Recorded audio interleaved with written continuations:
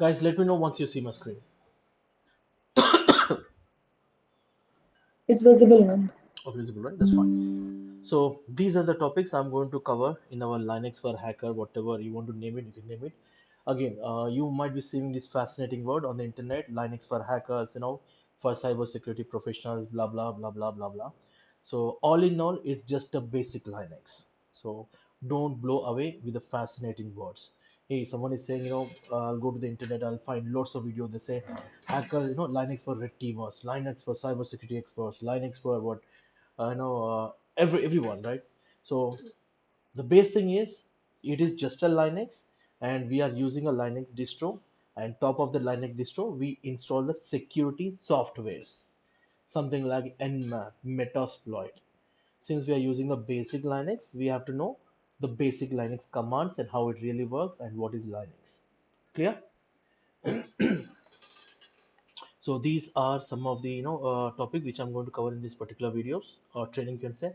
So what is Linux? Again, here I'll be using Chat GPT. OpenAI. So you might be asking me, hey, can I use ChatGPT? Yes, you can use ChatGPT. The only intention is I want you guys to learn faster. Don't want waste your time on the internet, kind of things. You can use different browsers, no problem. You can use Google search. I know it will give you hundreds of web pages. If you have time, go to the web pages, learn it. That's fine. But ChatGPT is something like again it will give you a confined answer. Is this answer reliable? It depends.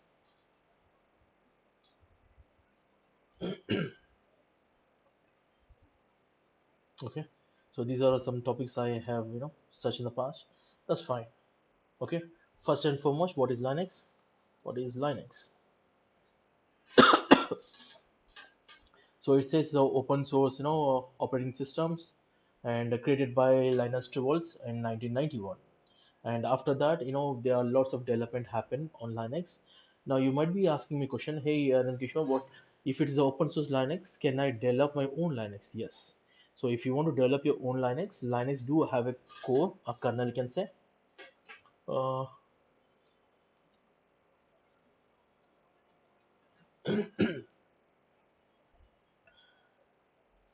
okay.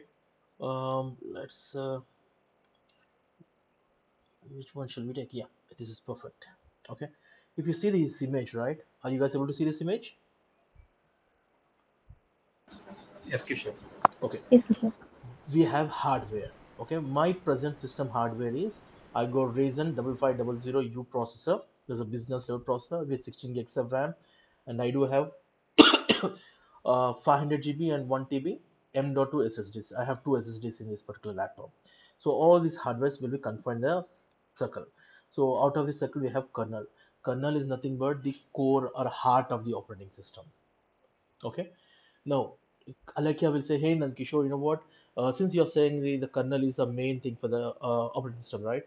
So can I take the kernel and can I develop my own Linux operating system? Very much yes. Now the question is, if I develop my own operating system, I'll do the testing. If it's work fine, then I will distribute among my friends. Yes. Can I distribute to other people for by charging some money? No, because Linux is open source and it is under GPL, General Public License. So that means you can do your R&D on the operating system, and you can further or provide the operating system, but you should not charge. That is a concept of Linux. Now, why we are only talking about Linux? Why not Windows? So if you see major, since it's open source and very secure, again, uh, Windows is good, Linux is also good. So if someone asks me, hey, which one you prefer, I say I prefer both, but I feel very much comfortable with Linux. The reason is it's an open source and it is very versatile. That means I can install any any software on that. Even I can install Microsoft softwares on Kali Linux or any Linux. After 1 month, I get bored of the user interface. Can I, change the user interface to Mac kind of interface? Yes, using Teams. So it give you lots of flexibilities. And then Kishore, I'm just doing my engagement, and all of a sudden I need a requirement for, sending some files to a target machine. So in that case, how can I do? You can host a web server, you can host a file server, FTP server, with a few commands, one or two commands. Okay.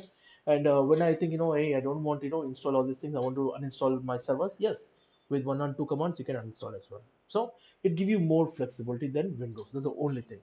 And Windows again is a proprietary. That means you have very little customization options, and you can more or less you can customize the look and feel. But if you want to customize the internals of Windows, it will not allow. But when it comes to Linux, the kernel is open source. That means anyone can do anything with the kernel. Clear? Now, Linux do have four flavors. So one is Debian, and we have Red Hat, and again we have what BDS Linux, and we have Arch Linux. Arch Linux. So what's different, Ankisho? There's no difference. All these Linux distros, they use sorry Linux categories, I can say, and distro will fall under each category. So all these kind of categories, they use the same core. That means 80% of the commands are very much similar, and only you have to learn 20% of the commands which are category specific. Are they free? No. Again, BSD is a Linux. Again, I have a mixed answer for this. So when some of the website they say BSD Linux is free, but Apple charge for the hardware, and the operating system is very much tied with the hardware. That means whenever there is a new version of Mac OS, say Mac OS 15, so the hardware is defined. Only on the particular hardware, the Mac OS will run.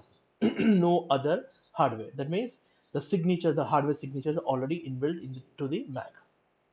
Can I install Mac OS and Windows system? Again, through different workouts we can use it, but again, it's not advisable. Can I use Mac OS on virtual machine? Yes, you can install. Okay, I never worked with the Arc Linux, so I have no information, but it's one of the toughest Linux. And BSD Linux is an Apple proprietary Linux, nothing but Mac OS. And now coming to the Debian and Red Hat. So we do have lots of flavors. So something like we have Ubuntu, we have Mint, we have Kali, we have Parrot.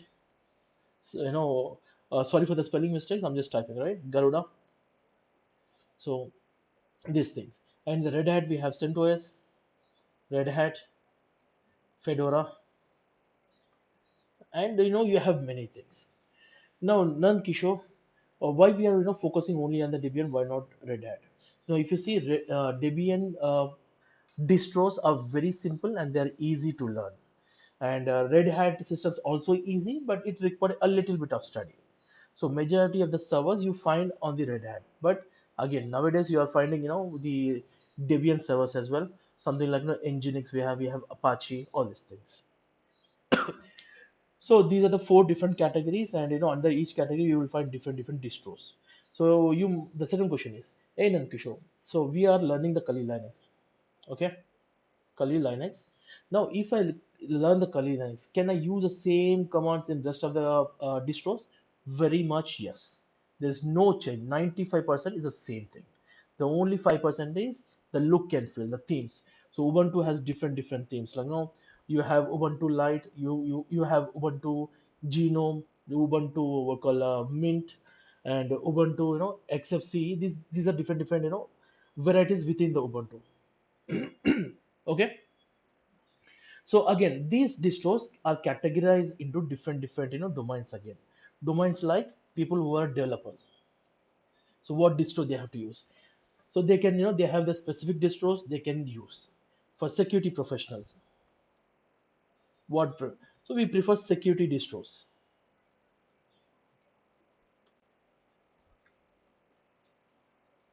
Okay. For graphic designers,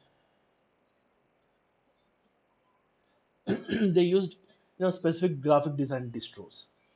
Now you might be getting a doubt. You said all these Linux are the same, and again, why you are talking about these distros? You need to understand, guys. The core is same. If you install security softwares, it become a security distro.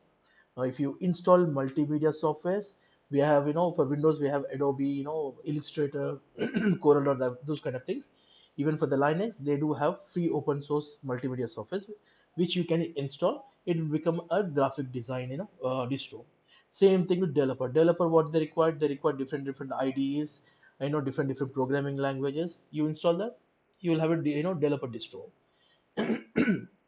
This is a very good Nankishore. So now I am downloading Kali Linux from Kali website. So the Kali Linux will come with hundreds and thousands of tools. Do we use all those tools? Big no. Okay. We are pen testers, so we will be using some tools which are in line with our interest. Pen testing, they are people who deal with the malware, like malware analysis. They use malware things. People, they are who deals with the forensics. You'll find forensic tools in Kali Linux as well. And people, there are people who deal with some XYZ. You'll find that XYZ tools as well. So again, one more question. If that is the case, can I, take the kernel? Can I install all my required software? Then I can, upload it to the Linux distro? Very much yes. You can say this is purely for pen testing distro.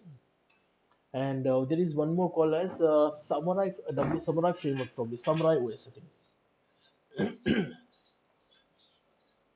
this is especially meant for web application pen testing. And the browser, it's a very old, I believe I have used this 8 years back sometime. So the browser is a default browser is again the Firefox in every distros, all categories. So in that Samurai web OS, if you open the Firefox browser, right, the Firefox browser will have 20 odd extensions which are used for pen testings. You will have Foxy proxy, you have cookie manager, you will have lots of plugins by default which you can install on your own as well. So are we clear about this? Hello. Yes, Kishore. It's good. Now let me take you to the Linux. So before that, oh, this one, right? So we have discussed what is Linux, what is the different type of Linux, what is the Debian. Now the third one is Kali Linux and Parrot Linux. So installation is very similar for all the Debians, and I have installed the Kali Linux. So this is my Kali Linux, and Parrot I'm installing it. Once the Parrot get installed, I'll show you what's the different, and the difference is nothing, almost all zero. Then why we are using Parrot? Why not Kali? Okay, my personal experience, whenever I use Kali Linux, some tools they don't work well with a Kali Linux, but with the Parrot, many of the tools they work. And sometimes Kali Linux will give you very frequent updates. Sometimes Parrot will give you very frequent updates. And as I told you, Kali Linux do have a security distro, but Parrot do have a normal distro which can be used daily, everyday use, and a security distro which we use. And they have different distros for mobile phones, all these things. So all in all, 99.9% is the same core, same interface, everything same. Okay, let's log into our Kali Linux.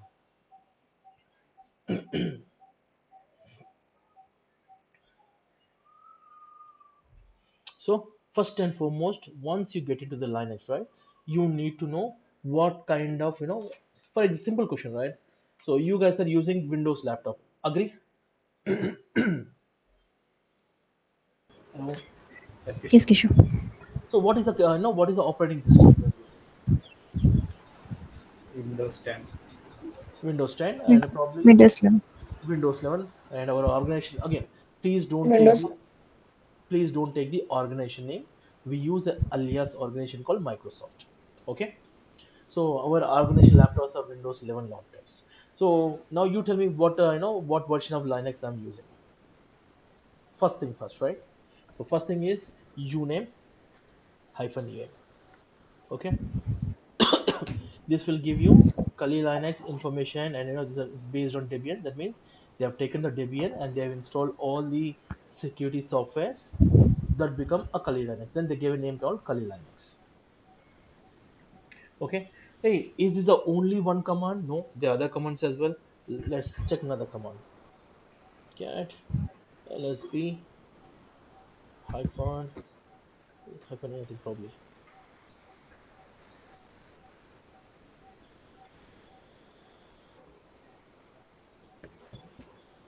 Spelling mistake.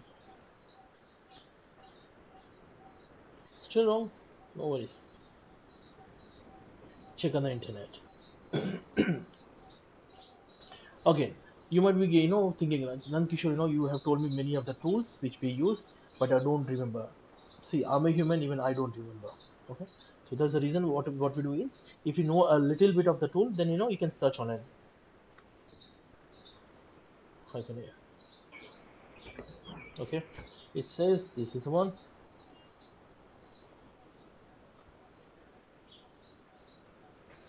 Or we have our chat GPT. You can look into the chat GPT as well.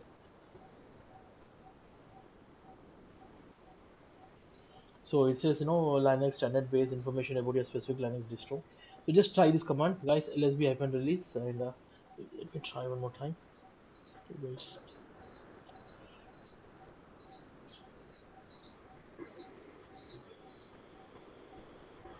Oh, it's this one. That's fine. So another one is lshw, least hardware. Okay, it's not installed. Let me install this. See, it's very easy to install any software on Linux.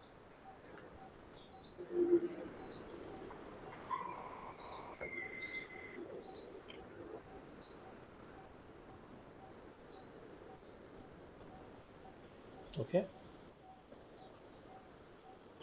so it will give you your complete system information, including your hardware, least hardware. Okay, so if you have time and everything, I'm using a bridge adapter. This is my bridge network. I have one USB, and this is my SATA hard drive for this virtual machine. USB is again miscellaneous. It's a generic information, blah blah blah blah. So you can go through all this. So guys, please, whenever I'm telling you this thing, right, just take the commands on a Excel sheet. Once our training session is done, please forward me those commands. I just want to see how many commands we have completed. Okay. So it will give you the complete information about your CPU and about your I give 3 GB of RAM, and I give some processor, and this is my processor version, everything. Are we clear till here? Hello. Yes, Kishore. Okay, now whenever one of the security feature about Linux is, whenever you log in, right, it will log you into Linux as a normal user, not a root user. So what is exactly the root user? Root user is nothing but a admin user in Windows. Okay, in Windows we call admin, and in Linux we call them as root. Okay, first another command. Who am I? This will tell you you're a normal user. Now let me switch to admin. Who am I? I'm a root user here. So always remember, whenever you see a dollar prompt means is a normal user. Whenever you see a hash, people they call it as pound as well. Whenever you see hash, that is a root user, admin user. Okay, let me exit. So this is another one.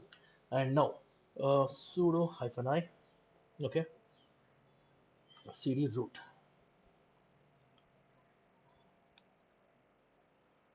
Okay, this is a file structure of Linux.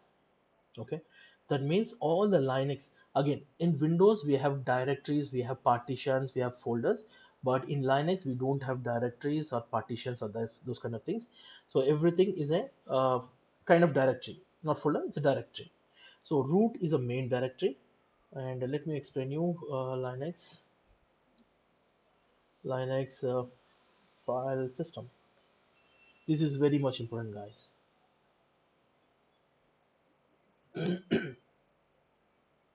Okay, let's take some easy thing. Yeah, let's take this. Are you guys able to see this image? Hello. Yes, Kishore. Okay. Yes, Kishore. So Yes, sir. this is a root root of Linux. Okay. Under this root, you will have all different directories, or you can call it as folders, whatever you feel comfortable. Now you might be asking me, hey Nankishore, why you are teaching this? These are internal things to Linux. But you need to understand, whenever you install any software, where the software will get installed. When you configure any software, where the configuration will happen. when you log in, what is your home folder, how many users are there, everything. Okay, so let's do one by one. Slash bin, very important.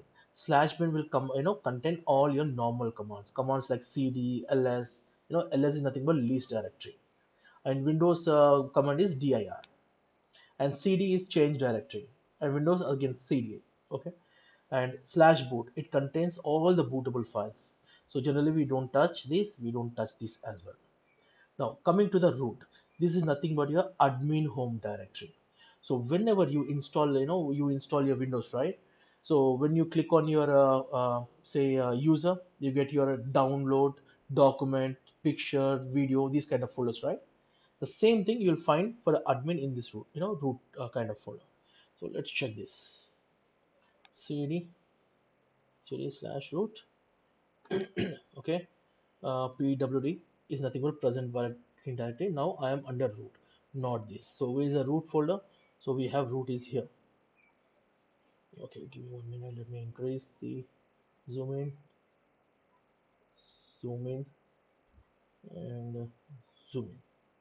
Okay, so this is our root directory. Guys, are you able to see? Yes, Kishore. Okay, now when I say ls is nothing but list directory. It will list what are the things in the directory, since we don't have anything in the root because we have not used the root yet. So let's come out of this directory. So we use cd dot dot, this will come out of the directory. Now we'll go inside the home directory, and where is the home directory is here. Okay, whenever you install Linux, whenever you create any user, every user will have one folder under this home. So let's check that. Okay, my user is eagle, so what we have one folder called eagle. Let me go inside. Okay, again I will list the contents of the directory. See, I got desktop, I got document, I got download, music, picture, public, template, videos. The same thing what you find in the Windows. Now you might be asking, hey, you have only one user. Yes, I have only one user. Let's create a user. Just for time being, just ignore this command. I'm just showing you. Okay, let me create Sai, user at Sai. Okay, PSSWT Sai. Will give a password as Sai again. Sai. Okay, let me switch to Sai. SU, SAI. Yeah, who am I? See, I'm Sai now. Let me exit from here. What is my present working directory? I'm inside Eagle. Okay, now I'll go out of this Eagle user. Now I am in home directory. Let me see what we have. We have ls. Okay, I have not created, I have not given any bash folder, bash path for Sai, so you cannot see the folder. If I give the bash say path, then you can see a folder called Sai. Inside that folder you will have all the other documents. Just for just for your reference, I'm just showing you this command. When we deal with the user creation, I will show you how to create this user user's home directory. Okay, guys, are you with me? Yes. Okay.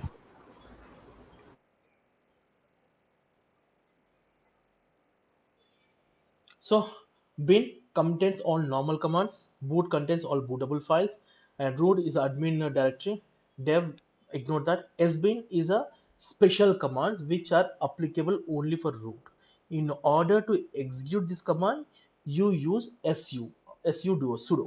sudo then command, and temporary those command will be executed by root privileges. Now, if you want to install any software, all the softwares will be installed under this folder /opt.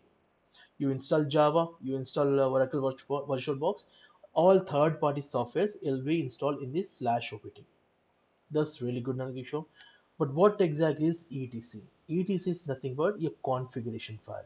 You name any software, driver, or any service, all the related configuration files you will find under etc. Okay, let's check the etc, what we have in the etc. cd /etc. So remember, etc contain all the configuration, just a configuration file, nothing else. It might be the software which come with the Kali Linux, or you install any software, still you'll find that configuration file here. If you want to, allow host name, your host, everything you'll find here.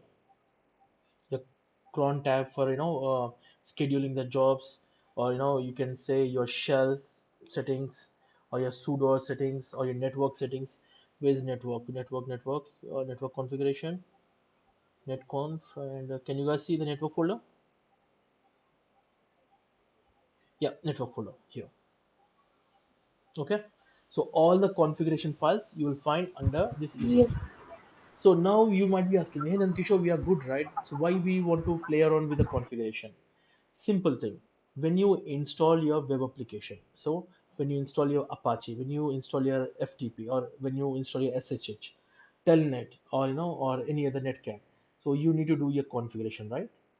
What is the name of the site? How, what is the host allowed? All these things should be done here.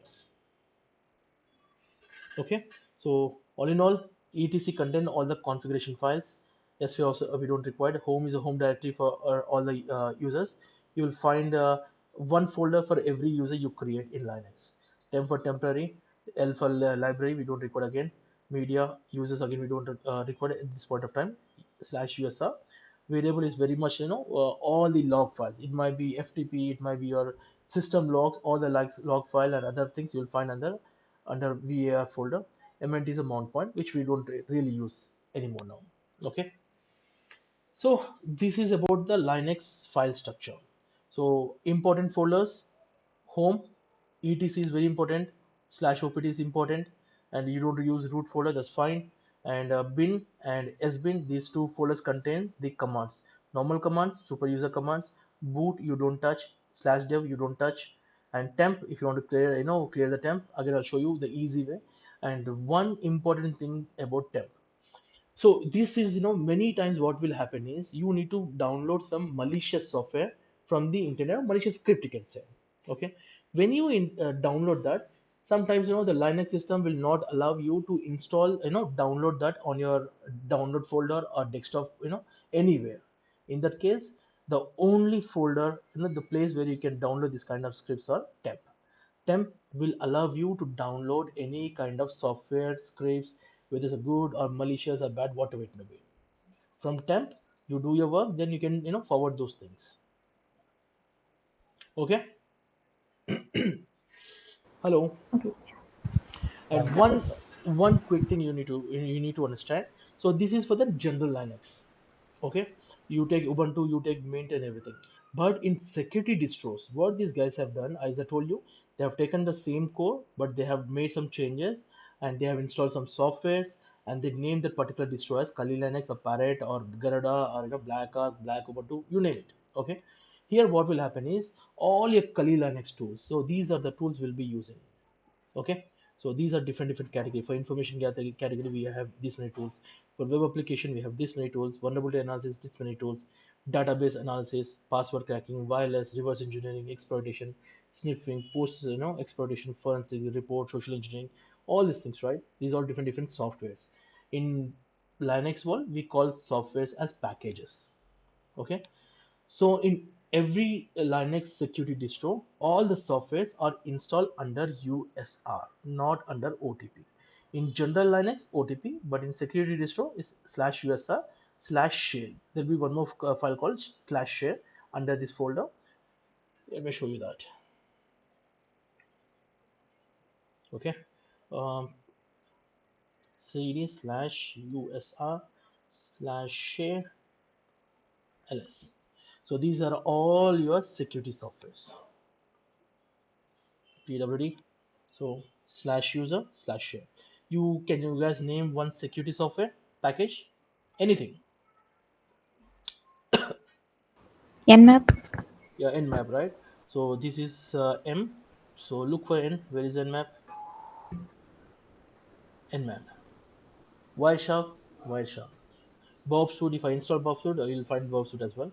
And you name it. Oh, you see, Bobsuit is here. Okay. Hydra, Faraday, Exploit DB. All these security softwares are installed here. So tomorrow, okay, again, okay, when you're dealing with say you get a engagement, okay, the first thing, sir, we are going to get an engagement, and guys, please ready with your, specific labs. So what you do is you install Kali Linux, and whatever Linux you want to install, you can install. So if you ask me, I'll say I'll install Kali Linux as well as Parrot. So I'll have two installations. So if some tools are not working in Kali Linux, I'll try the same tools on Parrot. If they are installed successfully, I use rather than wasting my time behind the R&D. Okay. Now where should I go and search for these tools? This is the place. So for example, if you take Nmap, right? CD Nmap. Okay, ls. So these are different files and folders in Nmap. Especially we'll be focusing on the scripts. Scripts are very important. Scripts, ls. See, these are the scripts. We use these scripts. Okay. And you will find one extraordinary security guy. He'll say, I have developed one script for Nmap. Now you want to download that. So you download from the internet. Then where you have to keep the script? You have to keep the script in this particular folder. Yes, you can run the script from wherever place you download, but advisable you have to put everything in one folder. Clear? Hello. Yes, Kishan. Understood, Kishan. So uh, etc folder, and we have discussed about etc, and cd slash ls hyphen l. So again we'll go. So these are root, and again for security distros slash user, under this you'll find one more folder directory called slash share share, and you'll find all the security information, security tools there. This is especially for security distros. Okay. Now you have installed your Kali Linux. You know what is a version of Kali Linux and all these things. Okay. Now the question is, hey Nankishore, what I have to do after installing the Kali Linux? Clear? So first thing first, just go to the Kali Linux document.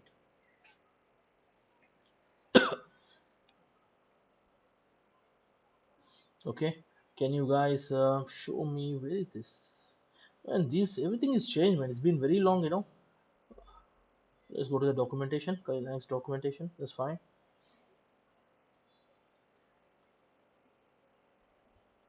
Okay, open source. Yeah, this one. So earlier, so we need to do a little bit of configuration. That means, so let me give a small example. Okay, guys, you often buy the stuff from the Amazon. Agree? Hello. Yes, Kishan, we do. So you guys buy the stuff from Yeah. the Amazon. So for example, Amazon will send sell thousands of different varieties of products. How they sell is they will procure from different store sellers or stores, and they will have a go down. They put everything in the go down. Okay, through one single URL, you can select your laptop, mobile phone, you can buy, and the item will be delivered directly from the go down.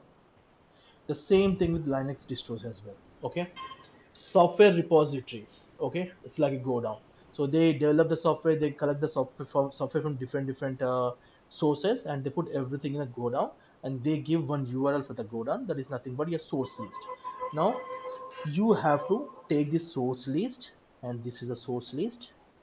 Okay, copy this list, control C, go to your this particular folder. As I told you, we have to do all the configuration. If you want to do the configuration, you have to go to this ECT folder. Okay, cd slash etc slash apt. Okay, ls, and we have source loss list. Nano is one of the uh, IDE, you can say. It's a kind of notepad kind of thing for Linux. Okay, source, here you need to paste that. So let me paste this. Okay, if you see this one, the line which I pasted, and there's one more line. Are they both similar or they are different?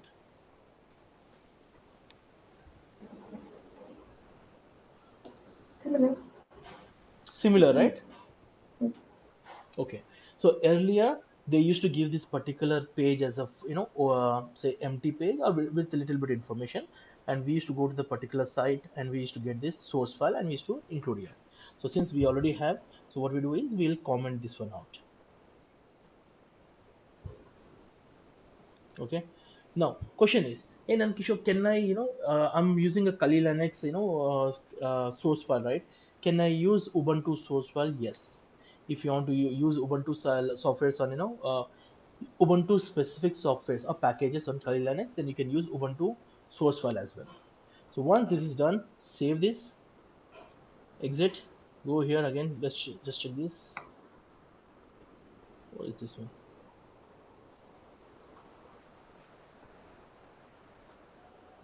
Source list. See, we got our commented line as well. We are good. So once this is done, the first step you have to do whenever you install any Linux distro. Okay, apt-get update.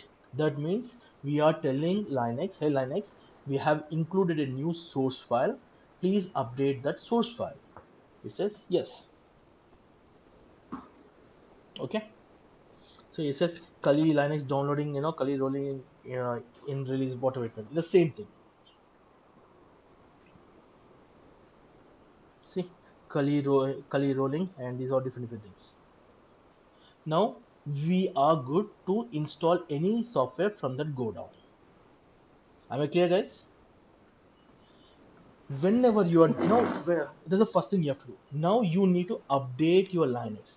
So how can I update, Nankishore? So apt list. So these are different packages or softwares which are installed on my system. So many of the packages are old and many of the packages require updates as well, which I really don't know what is that. So what I have to do is I need to update all the packages. So how I update? I use again apt update. So upgrade. This is a command. So guys, please remember, first you give the source list, then you say apt-get update, then apt upgrade. This is a command you use. So this will update the packages which I have done in the morning, so that I can save some time. So it says zero upgradable, zero newly installed, blah blah blah. Now this is done. So then Kishore, what is the third command? Third command is same thing, but we say distro update. Okay. Right now we got a Kali Linux 2023-1. Tomorrow you will get 2023-2. So that means again Windows 10 to Windows 11. It's a distro upgrade. Okay. In that case we can do this. Again I have done that as well today morning itself. Okay. Now what is the difference between this upgrade and this dist upgrade? So in upgrade is whatever software we have on our Kali Linux, it will update to the latest one. And if there is no, if there are some older softwares which are not required, then again it will update. But here if you say dist upgrade, that means old software will be uninstalled. In place of old software, new software will be installed, and again it will update the kernel and everything. So got the difference between these three commands?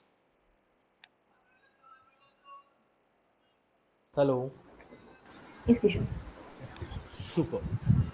So this is about upgrade and this upgrade and upgrade. Now, so Nankishore, as you said, we have included source file, we have updated. That means we ask Kali Linux, hey Kali Linux, we have a new source file, please update yourself. That is done. Then we have updated all the security softwares or applications on the system. Even we have done a distro upgrade as well. Now what will happen? That means we have Nmap. So Nmap is developed by, maintained by some XYZ company. They have the latest Nmap scripts. When you do upgrade, right, those scripts will be updated as well. So for example, we have Metasploit. Metasploit do have, it's a framework, right? It contains lots of functionalities. One of the functionality is creating viruses, worms, trojans. So they have new files or scripts. Those scripts will be updated as well. That means now we are very much good, good to do our testing. So now what I do is I just go to my virtual box. Okay, this is my Kali Linux. Okay, I will take a snapshot. I say fresh, that means this is a fresh installation. And what all things I have done? I have done update, upgrade, and dist upgrade. Okay, then I'll say okay. So now, if at all, while I'm working on my engagement, if there's some issue with my, if I install some package and this package is creating a kind of issue, then what I do is I just go to this particular, fresh and restore. That means my system will be restored as it is at this particular time. So I clear about the snapshots. Yes, clear. Okay. So I do the same thing for Kali Linux as well as a Parrot. Or it's still downloading. Oh, that's fine. Let it. Okay. So I'll take the snapshot for both. Okay, if I want to take one more snapshot, I'll take one more snapshot eventually down the line. Okay, now, so this is fine, Ankishore. Now, are we good to start the engagement? Yes, you're very good to start the engagement. You do your testing, you do your scanning, exploits, report writing, everything is done, and the client is happy. He said, yes, guys, you have done a wonderful job. Your project is complete. Now, what you have to do? What you have to do is you come here and click on this refresh and say restore. Okay, this one, right? Just restore, and it will restore to this present state. That means this Linux distro is ready for the next engagement instead of installing again, updating, blah blah blah blah blah blah. Are we clear till here? Yes, Kishore. Okay, Yes, now you need to focus one of the command, man. This command is apt. Okay, so just let me maximize this.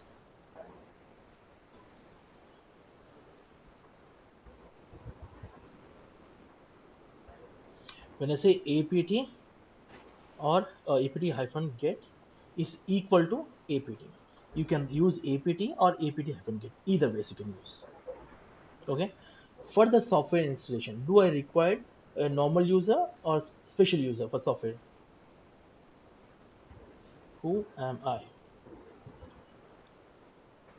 Okay, I'm a normal user. I want to install a software called Stressor. Okay, let's see this. Can I install apt hyphen get, or I can use apt install stracer Stressor? Invalid. So I really don't know the name of the Stressor. And what you do is apt search. Okay, it says it is available in this particular thing, blah blah blah. I think probably the name is wrong. Let me check what is the name.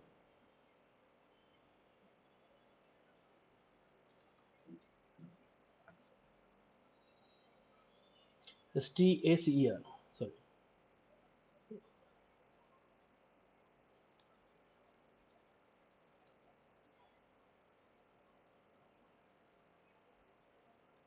This is the name. Invalid operation install. Ah, come on, man.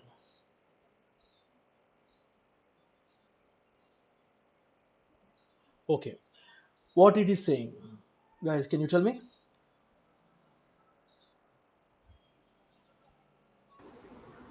We are not a root user, so they're not allowed to know. Exactly. So we are not users. So let me elevate my privileges as a root user for this, running this particular command.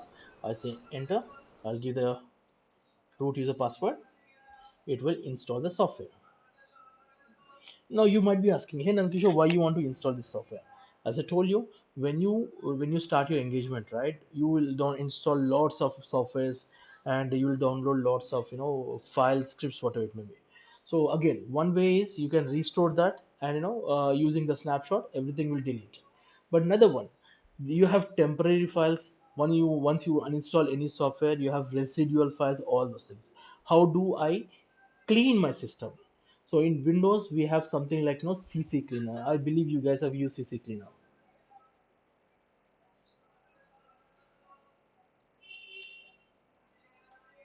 Okay, this is open source, but again, it's a Chinese made, and many of the organizations they won't allow this. So what exactly this software does is, with one click, okay, with one click, you can literally clean your system, your temporary files, your registry, all those things you can clear just with one click. All you have to is just select different locations, and just click on run cleanup. It will clear all your temp files. So if you guys remember, right, after every quarterly, we go to our client systems, and we delete the temporary files, we delete different folders, all these things, which can be automated using this particular software. Okay, in the same same thing, the alternative of that in Linux is Stressor. Are you guys with me? Yes, Kishore. So see Yes, this. ma'am. So I am running this particular software. It is running. Am I getting my command prompt back? No. Okay. Now let me close this. Control C.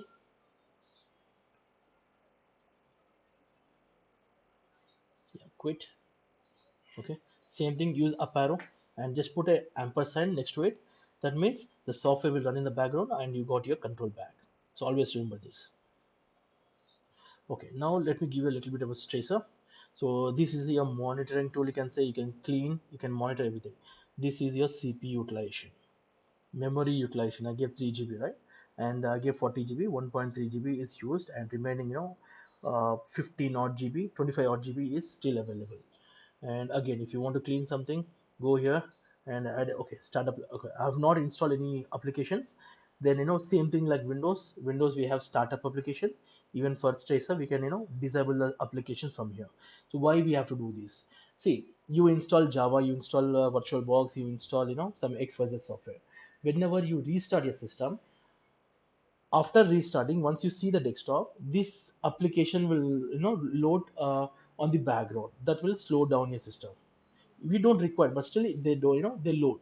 So in order to avoid that, we disable the some applications on startup.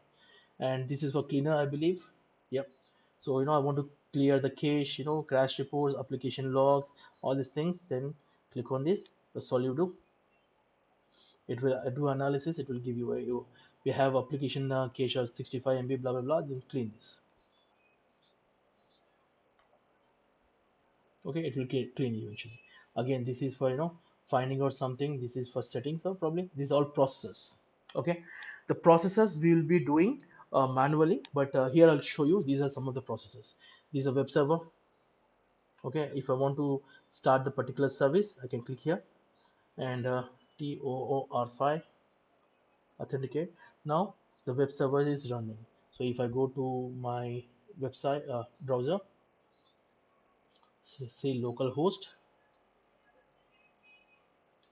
See, I can see a web page. Now, if I close this particular service from here, okay, now I'll go to the same browser.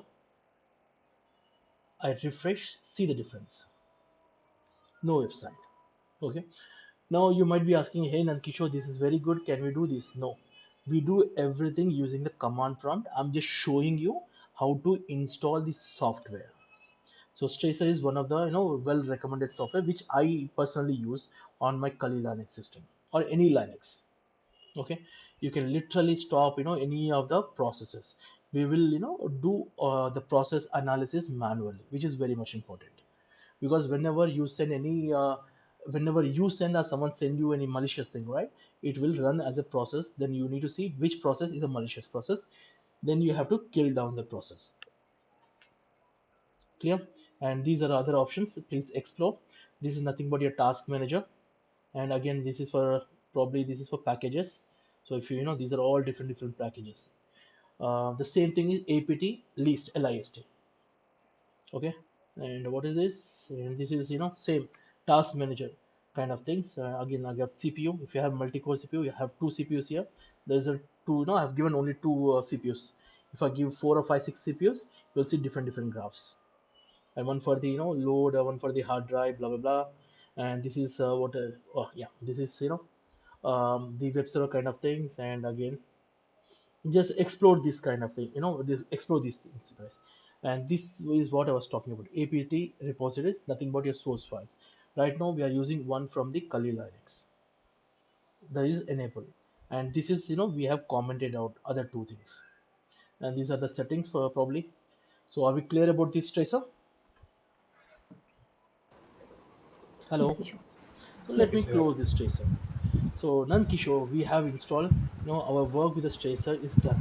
Now I want to uninstall tracer. How can I do that? Same sudo, okay, apt remove, sorry,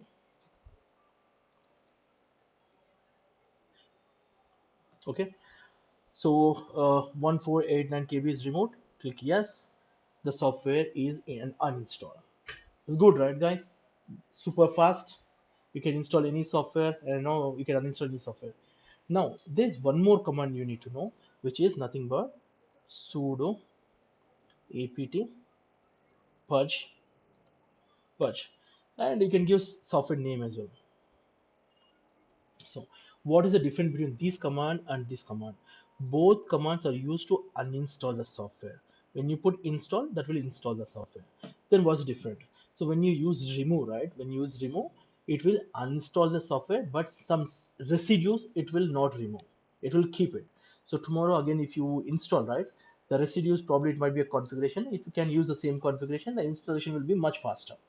But when you use purge, okay, this will delete the residues as well. So complete deletion of the package. Okay, this is what now. So clear, right? What is apt remove, apt purge? Yes, Kishore. Okay, now Nankishore, Stressor is good. I don't want to install any third. I don't want to use any third-party application because I'm working on a critical server, and not only that, I'm working in a client engagement. Client will not allow me to install any third-party software. He will be okay with the default things. How can I clean in that scenario? So you have three commands. So one is apt remove. Okay, for clearing the case, guys. Just give me 1 minute. Let me have some water.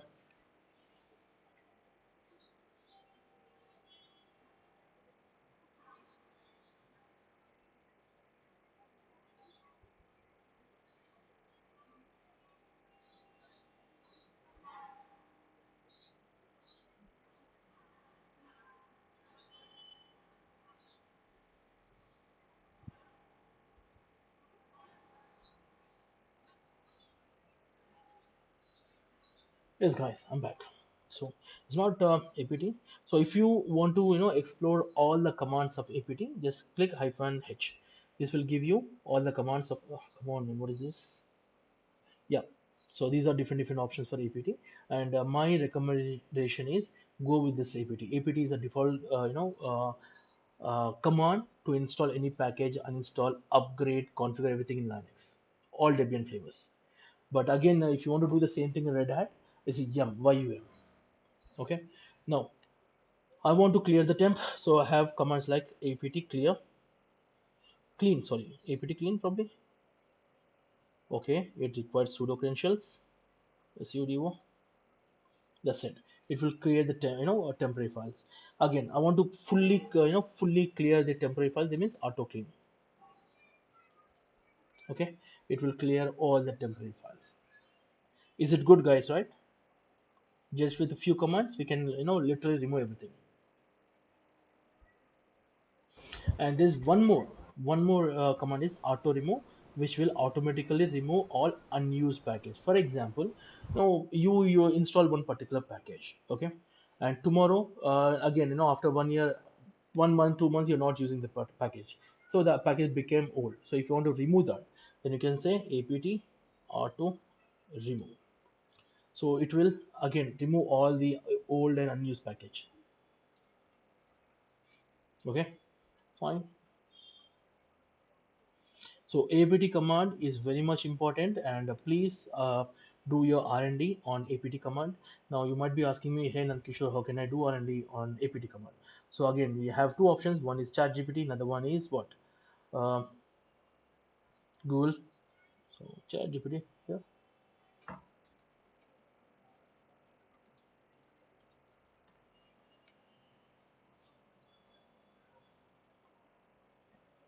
and apt command work with all the Debian flavors.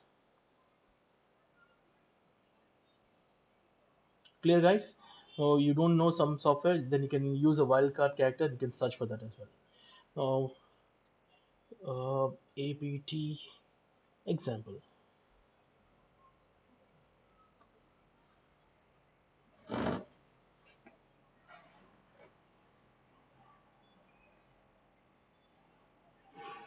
See, we can install apt Firefox, upgrade. GIMP is nothing but a Photoshop replacement in Linux.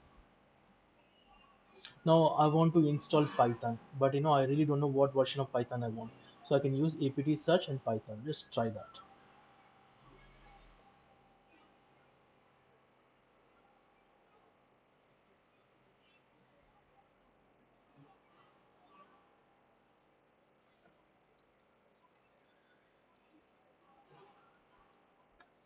So it will look into the repository. It will give these are different kind of Python we have, and look for the one which is required, and you can install that. Some are plugins for Python, some are literally Python. So are we clear about the apt commands? Yes, yes. So Yes, we have. we can install software, so we can update the system operating system, then we can install the softwares, we can remove the softwares, we can clear the temp, and we can even clear the residue of the software. Software is nothing but packages, as I told you. So where is it called? Packages. This one is done. Okay. Now what else is basic command apt commands? I just discussed this is very much important, and basic commands of Linux, right? Let's go. So again, basic commands of Linux. Nankishore, what is the extent? It depends. What are the common commands you guys use? Something like the file commands we can use. Touch. Okay, ucs touch file one. So let's see which folder where I am. pwd. I am in Eagle. That's fine. I want to go to desktop. Okay, here I will create the touch files.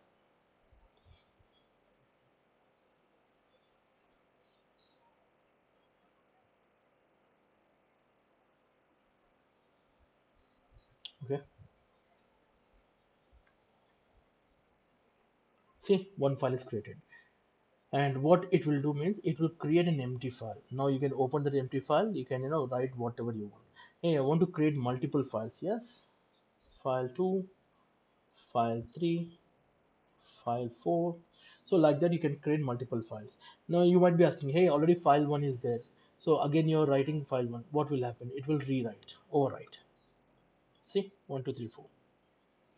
Now I want to see what is inside the file. So let's say cat file 1. Nothing in this file.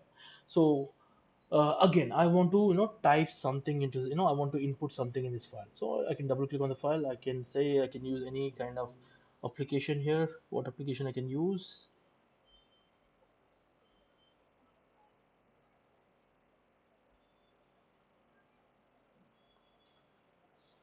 Do we have any ideas? Something like a notepad?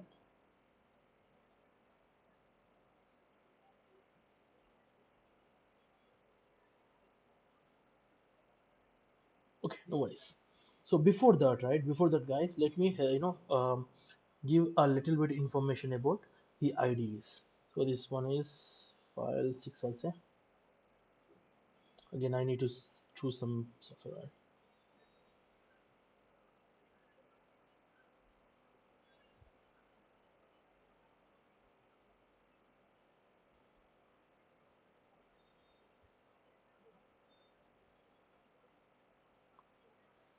Okay, so in Windows we have Notepad. Okay, in the same way in Linux we have Notepad, we have gedit, we have Nano, we have vi editor, and you name it, you can install lots of things. We can even install Notepad plus plus as well. Okay, now let's install this Notepad plus plus. I'll show you what's the difference. Okay, I'll just go to this site.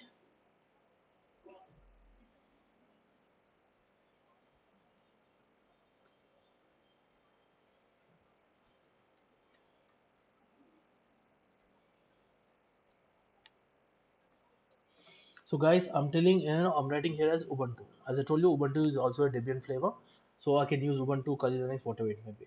The only thing why I'm using Ubuntu is having broader audience, because everyone is not a security expert, right? So I can use the same commands.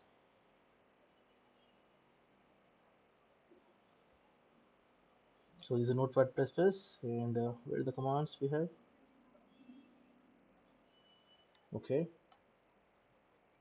Probably this command may not work in Kali Linux because Snap is a different installation, but here in Kali Linux we use apt. But let me check.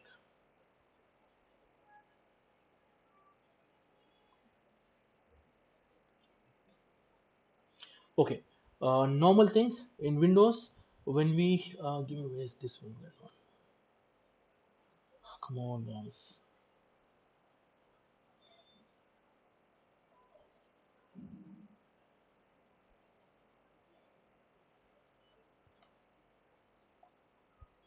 Okay, in Windows we use Control C, Control plus C. What this will do, guys?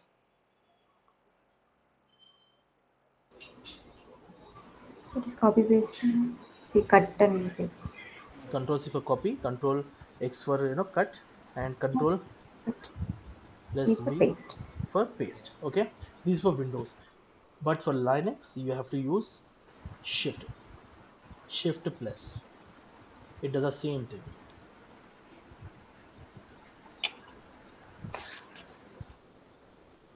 Clear, guys? So I'm using the same thing. So if I want to go paste this particular thing in the terminal, then I have to use Shift. Now, if I want to paste on the Chrome or desktop, Control C is fine. Especially for the terminal, you have to use Shift. Are you clear? Okay. For cleaning the terminal, I use Control L plus L. So if I please, if I say Control L, let me check whether, see, Snap is not available. I don't want to install Snap. If you want to install Snap, oh guys, just 1 minute. Just 1 minute.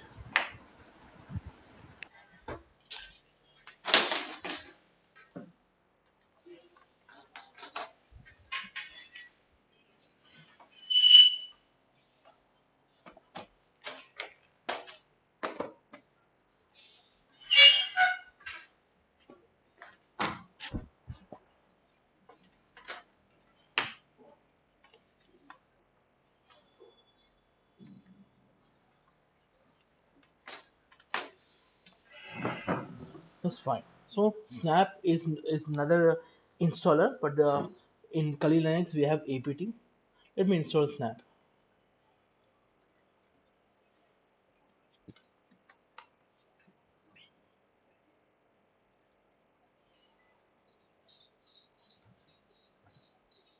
Okay, now I can use that particular command to install.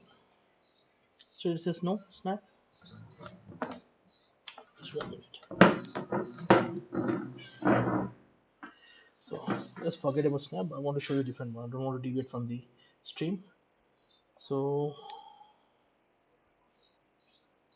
okay, first Linux. This is one of the good site for Linux references.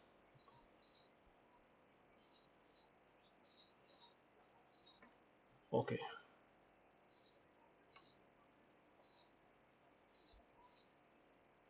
now I want to install this as well. No.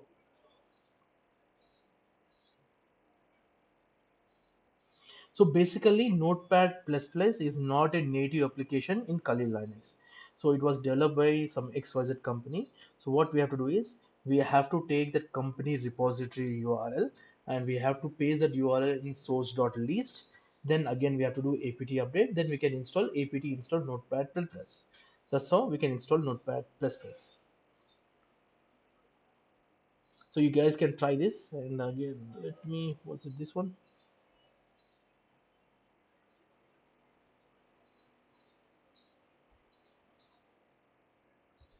Okay, Wine64, this is meant for Windows.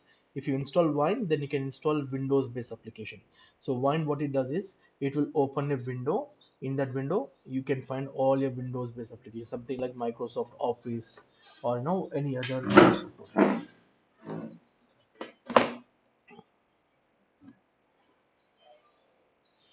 That's fine. I don't want to waste my time. So what we were doing, guys, just 1 minute.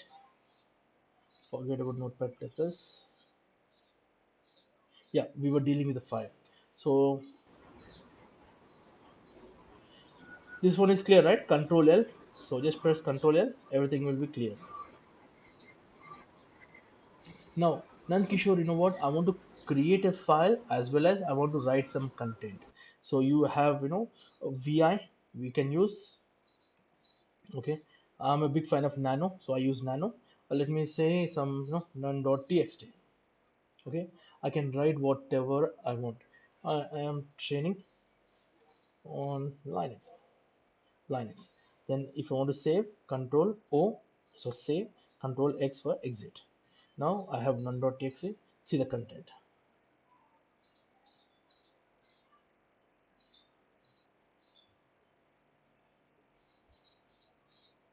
Okay, that's fine. I already checked the mousepad.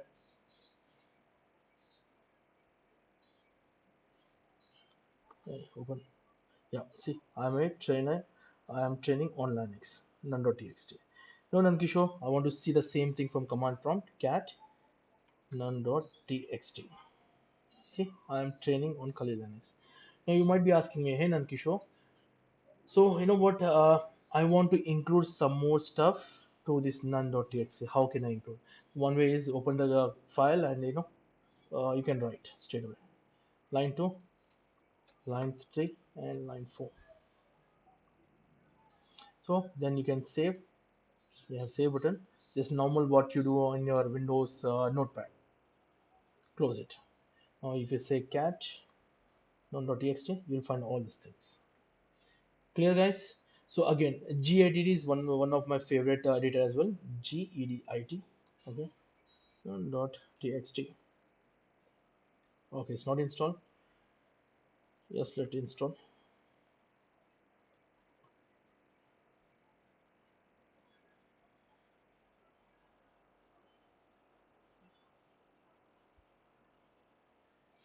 So what you do is whenever you want to install your Kali Linux or Ubuntu Linux for engagement, just make a document. Document should contain all the different software or packages you need. Okay. So mine is none.gedit.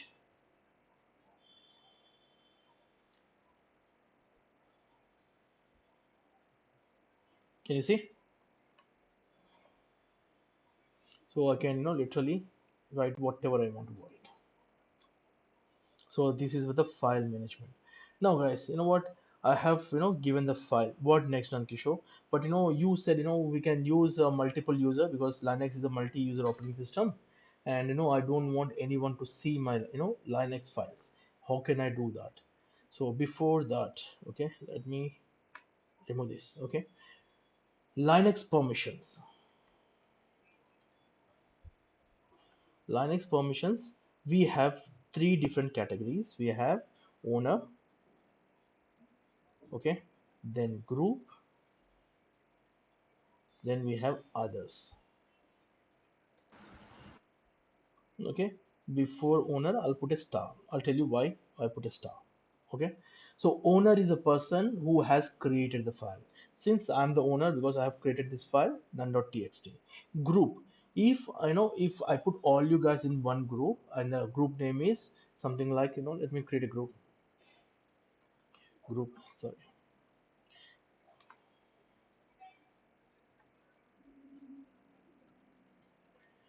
Okay, we need the required sudo. Okay, now we have a group as well. And how can I check whether I have my group or not? Cat slash etc slash gpasswd. Ah, come on, man.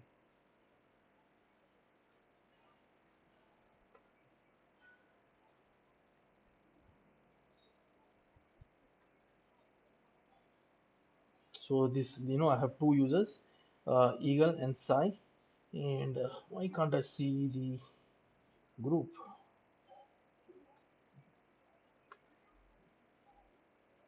Let me go into that folder.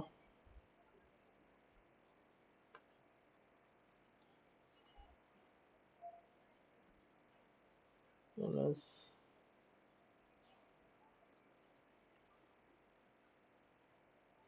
Okay, we have. That's fine. I'll share. I'll share you the group finding command. Already the group is created, so I can put all you guys in the group, and I can assign the group permission, and those permissions are displayed here. Others. So again, I'm sharing this particular file with one of our colleague called Sayan.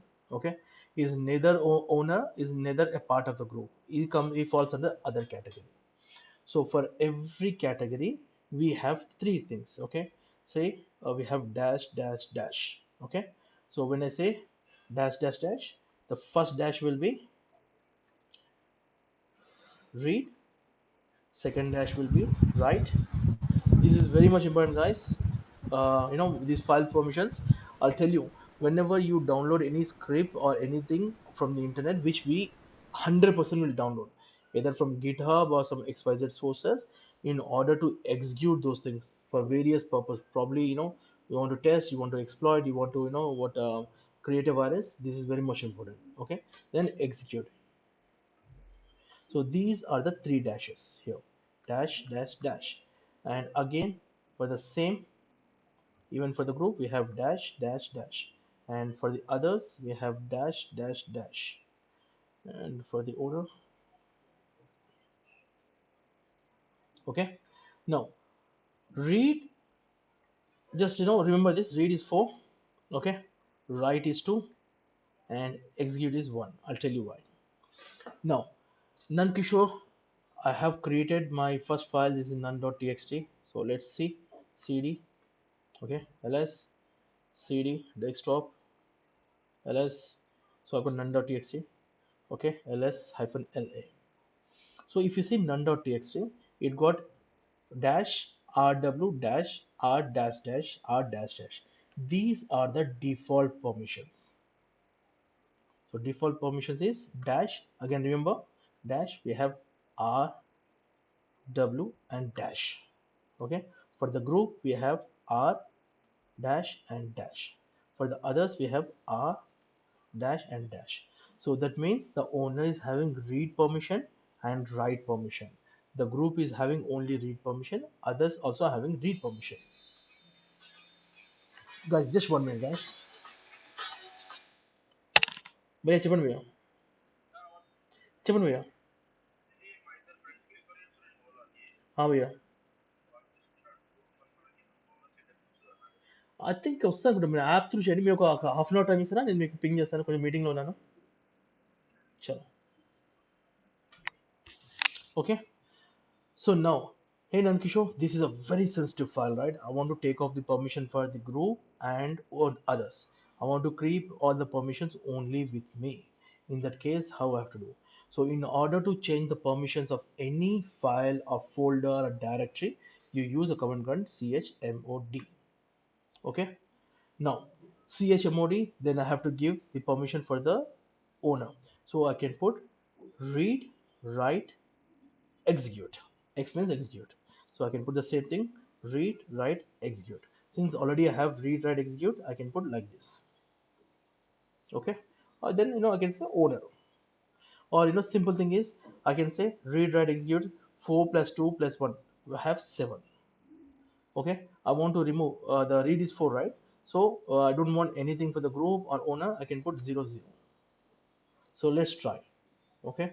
Chmod uh, 7 for the owner full permission and no permission, and on what file I want to implement this, none.txt. That's it. ls-la. See, I have removed all the permissions for the others as well as the group. Earlier it was read, now there's no read. Clear? Now you might be asking, hey, you said the star, but here is a dash. What is that? So remember, in Linux or Linux any flavor, any category, right? So dash means it is a file, and if you see d, that means it's a directory. Let's make one directory, mkdir, say table, that's it, ls hyphen la. So see, can you see, this is a table, is a directory, you will see a d, but if you see hyphen, that means a file. And tables are again given by the color blue, and files with this color. Again, depending on your theme, this color will change, but these things is very much important. Clear, guys? Now you might be asking me, hey guys, you know what, Nankishore, I want to give the say execute permission for others. How can I do that? It's very simple. Go here, take that 701 because execute is one, right? Enter and ls hyphen la. See, we have execute permission for that. Okay, and again, hey Nandkishore, I want to use I don't want to use a numeric value because numeric is very simple, and that is the reason I said no, I want to use the character, and that's fine, you can still use a character. So for character you can say for group g plus, and what permission you want to give? Read. Let's put r. So group, I have given the read permission. Let me check. See, I have r for group. So chmod is very important, guys. So keep that in mind. Apt chmod is very very important. So this about the file permission. Now I showed you how to create the file using touch and cat, and how to open the file. You can use open use nano or gedit, and you can see the display content of the file. You can use cat for seeing the content of the file. None.txt. Okay, cat none.txt. The same thing for Windows is, I think, believe text and file name, it will display. But here the cat command go beyond the text, and it will display many of the extensions, something like HTML. Yes, the cat will display the HTML extension, or JSON extension. Yes, the cat will display the JSON extension as well.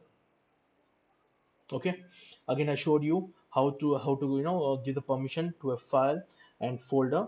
Again, we'll be creating, when we create a say user and groups, I'll show you in detail. Are we clear till here? Yes, Yes, Hello. ma'am. clear, Kishore. Super. The next command is network. Before network, can we go for the monitoring? Yeah, let me do the network. Okay, so in Linux we use if config C1F5G. Right. These are network command. So when I give network if config, it will give me all the network. I have only one network card in this. How can I know? ls hw. So check. It will tell you where is my network card. Now you have to search for the network card. Now if you know the name, then you can say lhw. Then you can put this name grep. Then you can literally filter out. We'll be doing the grep as well. Network. Okay, I have only one network card with a gigabyte ethernet controller. So if I want to copy that, have what I have to use, I have to use control shift and C, copy, control L to clear. Now Nankishore, what is a pipe? This is a pipe symbol, and what is a grep? These two things again very much important. So what the pipe symbol will do is, lshw is a command. I want to pipe this command so that I can do further actions on that. So for what is the further action? I want to filter out. So for filtering out, we use grep. So always remember, the pipe and the grep, they go hand in hand. So I want to know, if I give lshw, it will give me the output. Okay, but again, it's a big output. I don't want to go everything, search. I don't want to search the entire output. Rather, what I do is same command, then I will pipe the output, and then I will filter. Control shift and V for paste. Okay, it says we have to use this. That's fine. Just use star. What is this saying? Super user.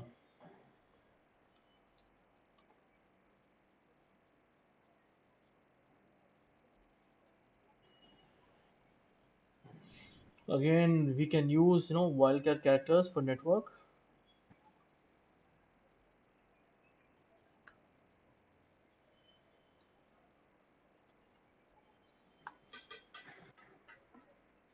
Okay, guys, I'll show you the pipe and grep when we reach to that particular topic.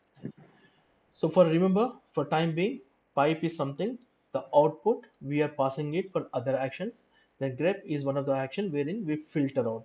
So if you have 1,000 lines of code, then we can take out whatever we want. So that is how it is. Now what IFC1 F5G, right?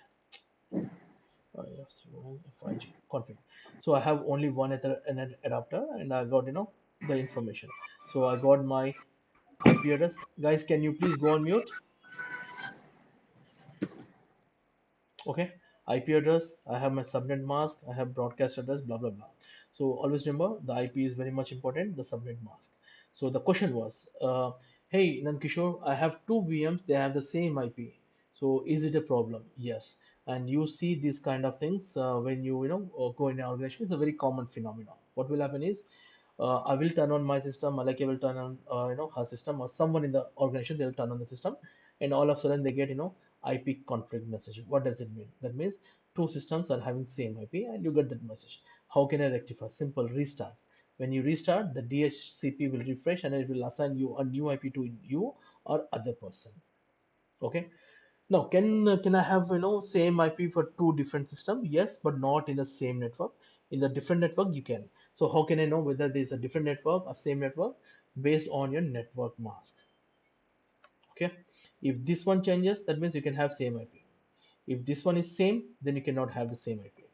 This is a blunt rule. Clear? Hey Nankishore, I have 100. Again I have four network adapters, but I want only one network adapter information. How can I do that? So ETH0. That's it. It will give you only one. So again, you do a kind of change your network, something like this. So my network is what? Okay, my network is NAT network. I want to go with a bridge network. So when I say bridge network, I get the IP from my Wi-Fi router rather than from my Windows 11 PC. So what I do is I just turn off my network. Again, I'll connect back my network.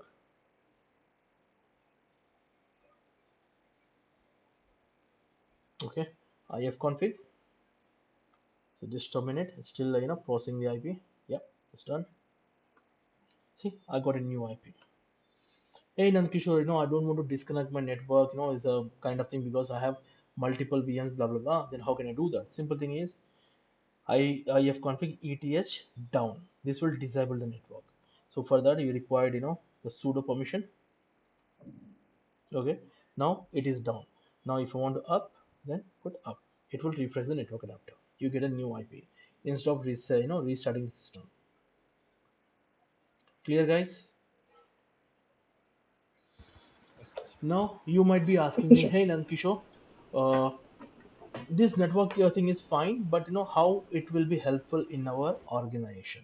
Number one, once your lab is ready, okay, you need to ping the target machine, target website. So what you do, you use ping command. Say here google.com, simple, I'm saying. Okay, now it is pinging. That means yes, I'm ready to test. Then you send a email notification to the client stating that yes, I can ping this in scope IPs or the website. That means the connection is fine. Now I can do the testing. Now, for example, for some reason you are unable to ping, then what you do is you write an email to your client stating that, hey, I am unable to ping your system. So this is my network output. If you ask him, okay, then you will say like, hey, we have what firewall in front of our systems. So let me whitelist your IP. Then you have to give your IP, not this IP. You have to give your public IP.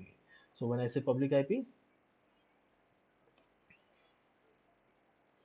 IP chicken or any tool you can use,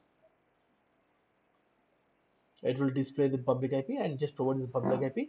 They will whitelist that IP on their end. Again, they will provide their IP and you have to connect with your network admin, and you have to give, hey, these are the what client's IP. Can you please whitelist on a firewall? He will whitelist. Then the connection will establish. This is one of the reason for networking. Another one, when you set up a lab, so then definitely you require some systems to connect to the internet, some system you don't connect to the internet. That means these systems should have different network ranges. Then again you play with the network. Okay. Now, hey Nankishore, this is all fine, right? But I got this this IP automatically when I refresh. So you need to understand IPs are of two types. One is a static IP, another one is a dynamic IP.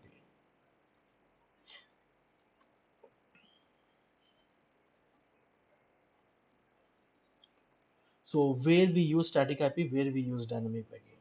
So one blunt rule: you install any server, so every server should have a static ip. Okay.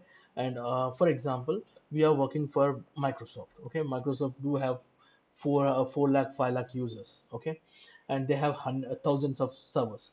So what they do is they create a, they install a DHCP server.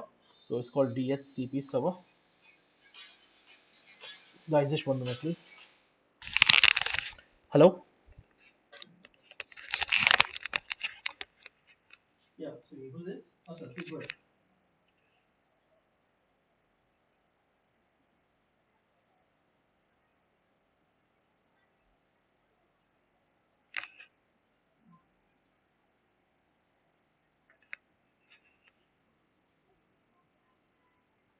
Yeah, please go ahead, please stop.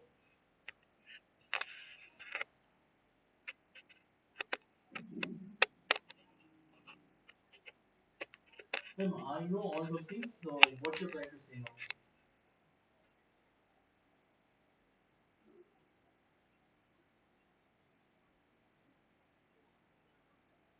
Okay, first and foremost, I can't hear you properly because your voice is breaking. So can you please, you adjust your mic? Yeah, now it's audible. Good.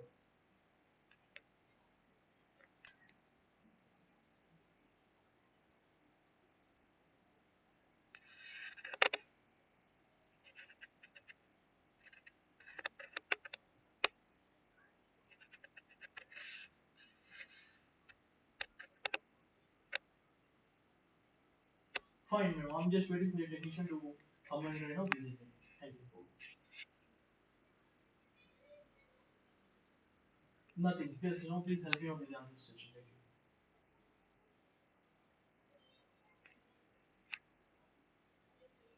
I will give you the feedback.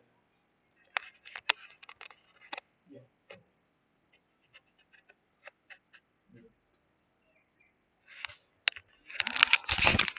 Sorry guys. So DHCP server, so you need to understand, you need to learn a few servers. DHCP server, DNS server, and again, no, we have web server. Say web server. Then FTP server. We have FTP. And what other servers we have, guys? Any idea? Email server. Okay. Any other servers, guys, we have? SMTP, POP, and Okay. Telnet. SMTP. So Okay. Telnet is a service, is not a server. Okay. SMTP, POP3. Okay. These are all email servers. Okay. Any other server? Okay, now the basic difference between servers. Number one rule: whenever you're deploying a server in an organization, every box is nothing but your PC. Okay, desktop PC, server PC, whatever it may be. It should have only one rule. That means if you're installing a web server, the server should have only web server installed. You cannot install web server, DNS server all in one box. This is a blunt rule. Every server should have a static IP. So web servers are to provide the web applications. Again, web application do have different types. One is a, what is the word, static. Okay, another one is dynamic. Okay, static is web 1.0. So wherein you have static pages, something like this. So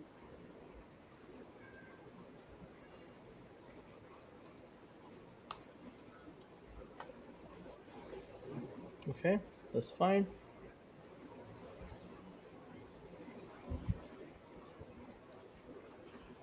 So these are static pages.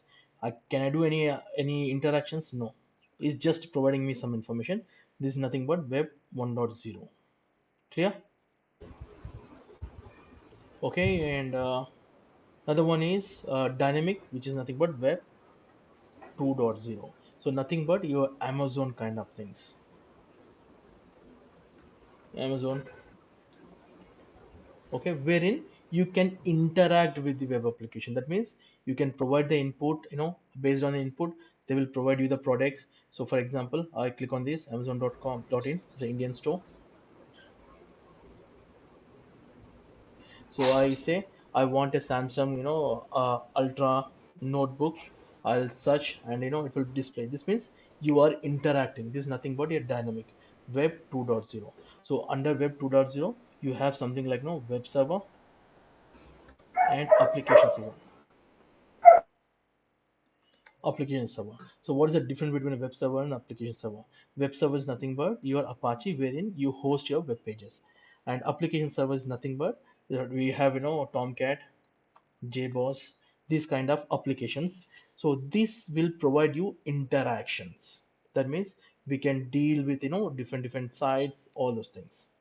So web servers, we it will not provide you interaction. So on top of the web server, you install the web application server. Then only you get the interaction.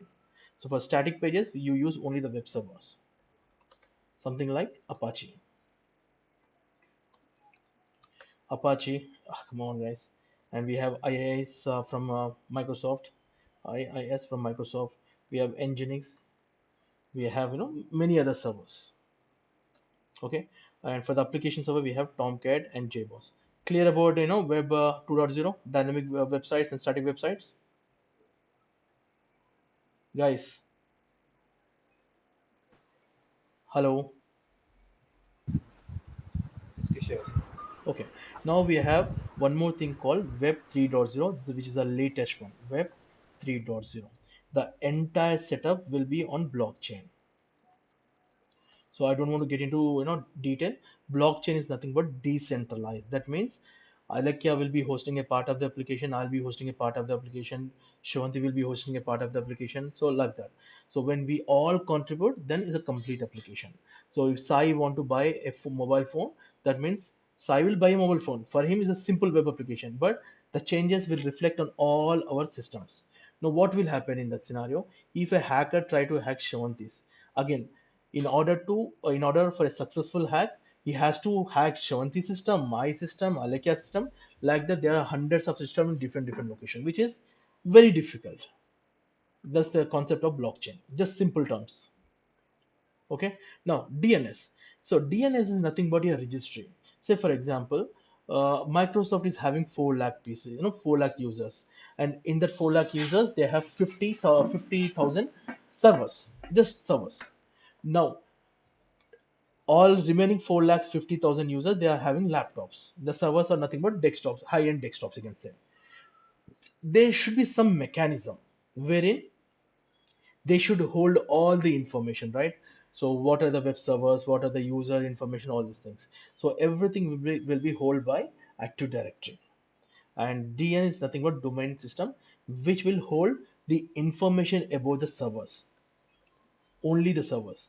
But Active Directory, it will contain all the laptop or computer information, including your user information, your group policies, everything. But DNS is all about the servers. So how DNS work? Now we have Amazon.in, right? Now if you see the DNS thing, DNS server, or it said root directory, DNS root.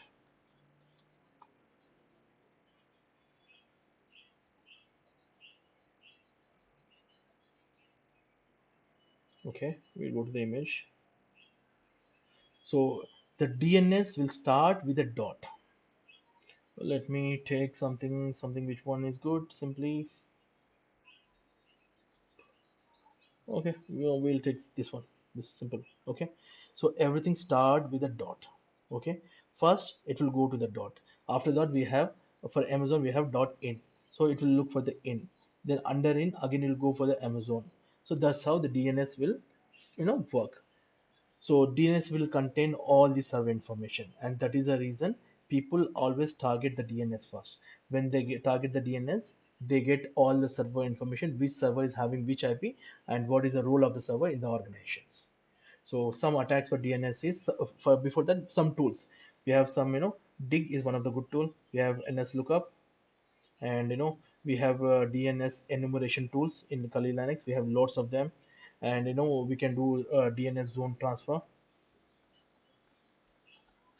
zone transfer. So what is exactly is this? That means we are replicating a copy of DNS information, and DNS works on port number 53.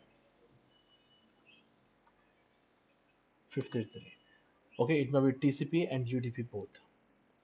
So now question is, earlier DNS attacks were very common because DNS was one of the weakest chain. Though they configure a lot, but still people were trying to target the DNS. Can we target the DNS now? It's very difficult. So don't waste your time behind DNS, because we have the cloud implementation, we have secure DNS. So many things comes into picture. Nowadays what the people are doing is they are going with the hybrid model. Means many of the servers are hosted on Amazon web services, or Azure web services, or GCP. So they will take care of the protection. Okay, so are we clear about DNS? Yes, Vishnu. Okay, now Yes, ma'am. DSCP. DSCP. So guys, remember, everything is IP. So in an organization, everything is an IP. So Alekia, no, the organization does not know what is Alekia. So but Alekia laptop. So if they put IP address, it will give you, yes, this laptop IP address is associated with this MAC address. This MAC address is assigned to Alekia. So everything is IP. Go back to our example. So Microsoft is having 5 lakhs systems, and 50,000 of them are servers, and 4 lakhs 50,000 of them are say normal users. So that means they required 5 lakh IPs. To manage this 5 lakh IPs manually is very difficult. That is the reason we got a concept of DSCP server. This server will reserve some IPs. In our scenario, we required 50,000 IPs. These are reserved, and those are static IPs assigned to the servers. And remaining 4 lakhs 50,000 IPs, yes, which are free pool IPs. That means they are assigned to each and every individual for a specific time. They follow a process called DORA, DORA. Remember this, and it works on the port number 68 and 69 DNS. So all your IP management activities were taken care by DHCP. IP, okay. So this one, and now common attacks is something, we have rogue DSCP servers. People, what they do is they install a rogue DSCP server, and people without their knowledge, because these are computers, right? They connect to a free Wi-Fi. When they get the IP address from the rogue DSCP server, then they get the information. FTP. FTP is file transfer protocol. Again, uh, port number 20 and 21, which works on these two ports. One is for data transfer, another is for authentication. So what exactly this particular server does is it will hold all the files. So for example, if I want to implement a file server, you can go with the FTP server. So here, this server, it might be Apache or it might be Windows. They install a FTP server on them, and the end user like you and me, we install HTTP client, something like FileZilla, wherein we provide the username and password, and we can download the files. So now what are the vulnerabilities for this HTTP? Number one, if it is not configured properly, the traffic will go on the clear text. Like now, if you don't implement the security, is a clear text protocol. You can use a TCP dump or Wireshark. You can capture all the data, including the username and password. Second one, anonymous logins. Now, when you create the HTTP, right, FTP server, you have to create user. If not, assign, configure this with AD, so that only AD users, depending on the role and requirement, they can access the HTTP with the same single sign-on username and password. No, I don't want to stick with single sign-on. Then create an individual username password, then assign, and you have to disable the anonymous login on FTP. And number three, when you target a username password, right? So you give the username wrong password 4 times, 5 times. After that, what will happen? Automatic log off or Lockout, right? Lockout. So lockout, it will lock out for certain time, or admin person has to unlock, or again they will send you some OTP on your phone, then you can unlock. But FTP unlock will not happen. So you can do a brute force on FTP servers. Okay. Now, SMTP servers, email server, one runs on port number 25, which is SMTP. Again, we have 25 POP 3 is I think 123, I think probably POP, and we have one more protocol which work with email servers. I don't really remember that. Okay, earlier we used to have Microsoft Exchange, wherein they used to configure SMTP, but now everything is cloud. They are using Microsoft services.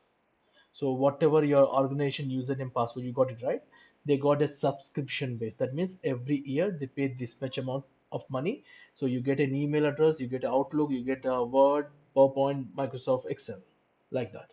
So again, targeting, the cloud email services, again, time waste. You can do, but again, you don't get anything until unless the guy has, based on the subscription, whether it is a IaaS implementation or platform as a service implementation or application or software as a service implementation.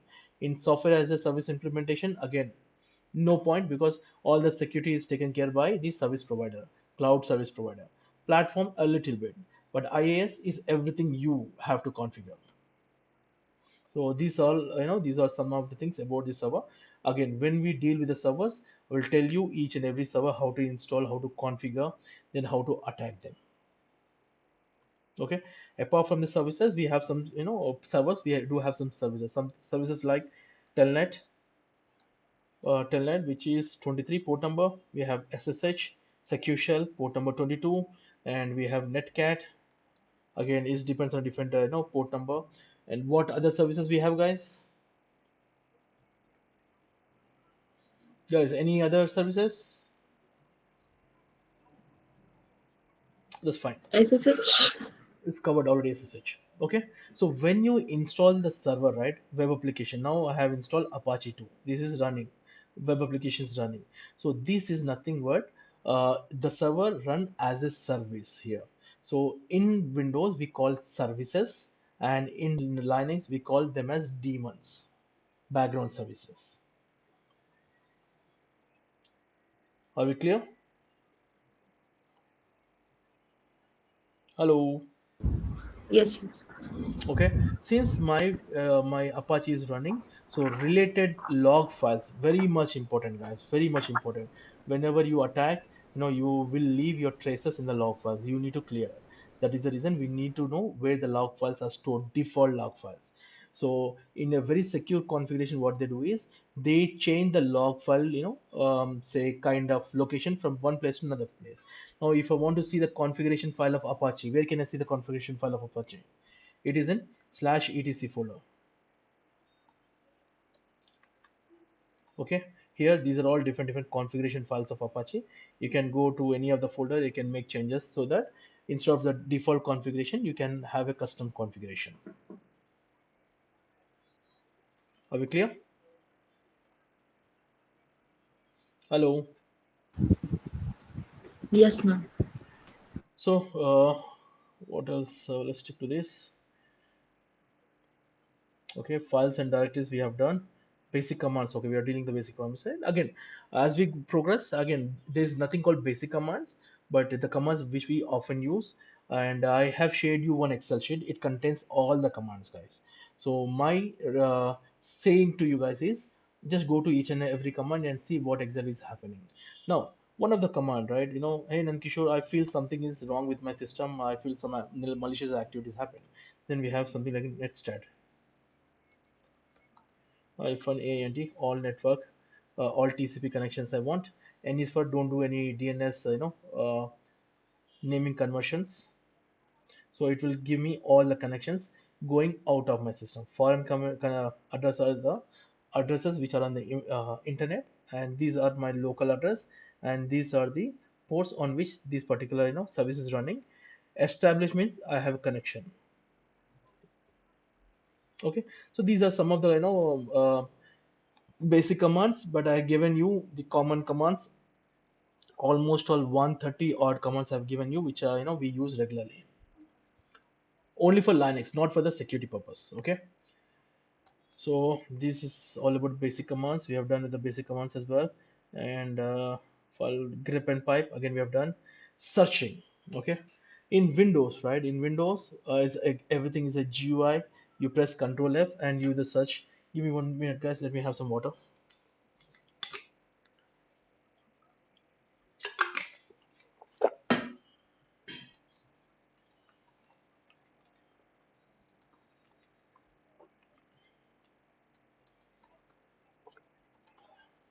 So these are very much important, guys. You need to so you need to be aware where which logs are storing. For example, Apache logs are stored in this Apache folder, cd Apache. So we have access log, error logs, and other logs. Now, whenever again when I deal with the logs, I'll tell you. what is access logs and what are LR logs. And again, when you do a brute force attack, so then the logs will file, the logs will be created in this particular log. Let me check what we have in that. Tail.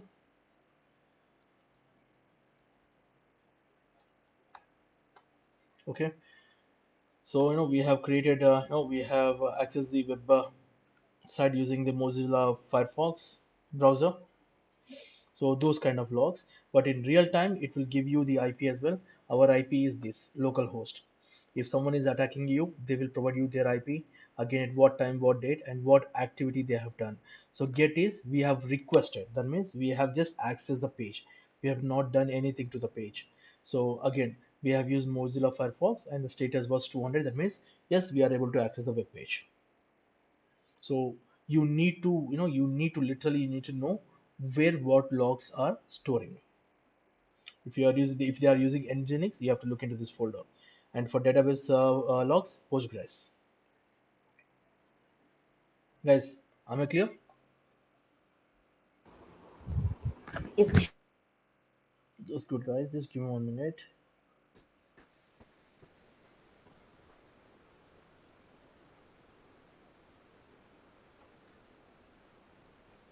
Okay, now we have this. Just 1 minute, guys.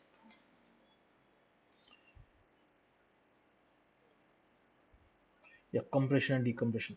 Okay, compression and decompression, let's do that first. It's a very small topic, not a big topic. So why do we use compression and decompression? So whenever you download any software, right, the software will be in a compressed format. Okay, the compression thing in Linux, we use tar, and we can use zip. Okay, but in Windows we use zip, but in Linux unzip. Okay, and tar, the syntax is same thing, tar hyphen z v f x, and the file name dot tar. Just 1 minute.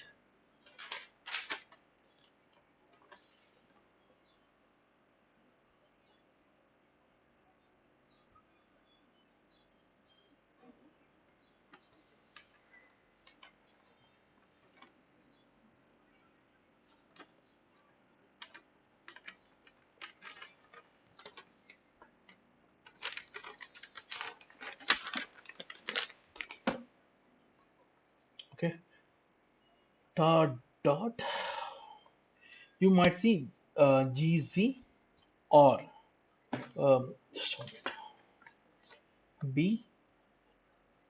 bz2. So more or less you'll see the extension like this. So in order to compress and decompress, just know these few things, guys. So tar hyphen zcvf. Okay, and let me give you option hyphen z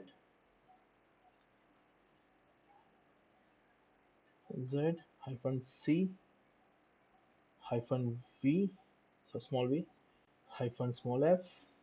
Okay, and hyphen x. Okay, x is for extract. Okay, f is for file, and v is for verbose. So Alekya, what is verbose, Alekya?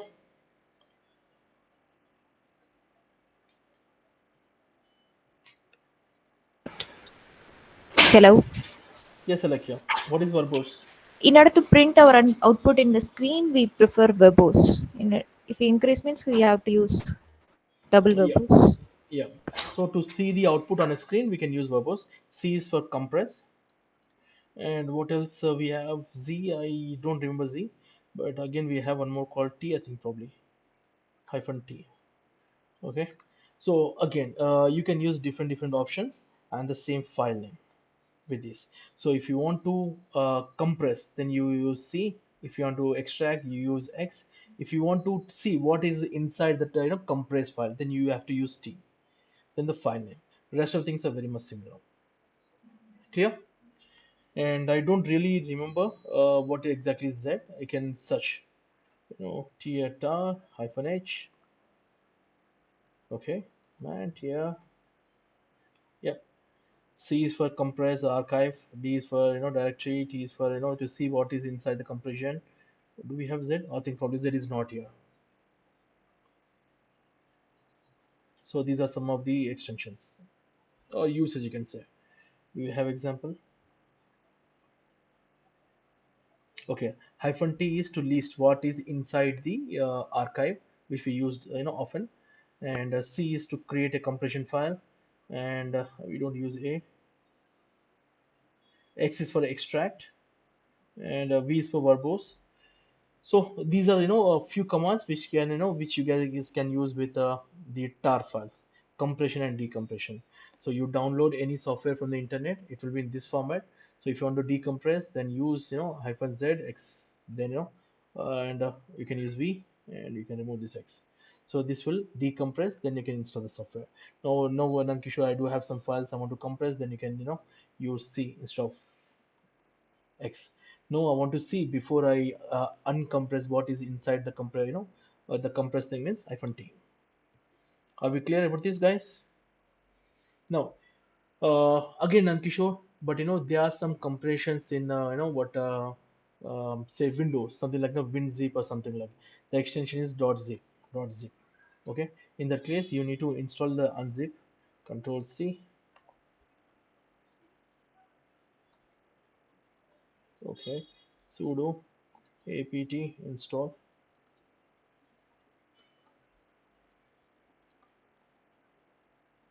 Okay, is already installed. Unzip. So all you have to do is unzip and the file name .zip. So this will unzip the file. So clear, guys, for this compression decompression. Yes, ma'am. Okay. So next, what we want to learn. What else is missing? Compression is done. User management is there. Sudo. I'll tell you in a minute. Network command is done. I'll show you how to create a send a static IP monitoring. Let's do this. It's again a small topic, right? So monitoring, right? What are the say processes running in our Kali Linux? So one is netstat that will give you the connections which are going out of my system. Okay, but top is one of the command which will give you the process information. So this is a PID. This is a user who has started the particular process, and these are the various variables of the process: CPU utilization, memory utilization. These are what exactly the command is running. So this is something like kind of gibberish, right? It's not well organized, isn't it? So for that we have one more called stop. I don't think so. I have installed the stop. Yeah, it's not installed. So let's install this stop. Same sudo apt install htop.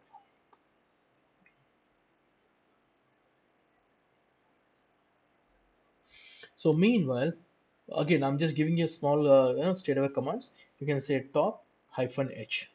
It will give you different, commands. So options of the commands. So for verbose, h single filter secure PID sort list blah blah blah blah blah. So let's stick to this stop. What is happened? What happened? Connected to Kali Linux connection issue.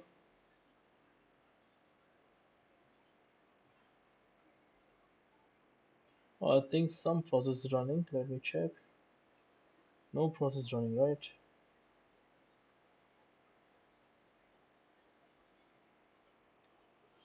Okay, sometimes, in fact, many of the times, guys, you see this kind of error message, log variable, slash lib slash dgp log hyphen frontend.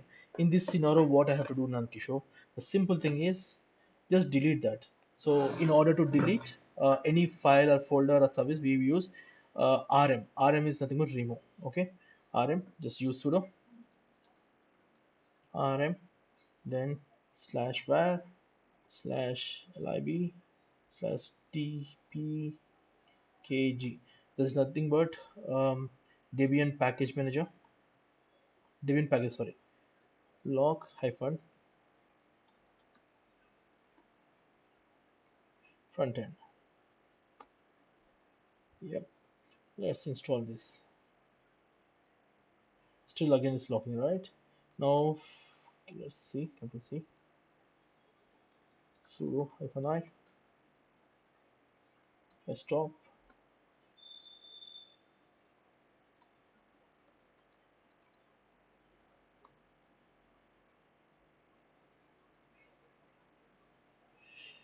Okay. I really don't know what's happening. Let me restart the system once.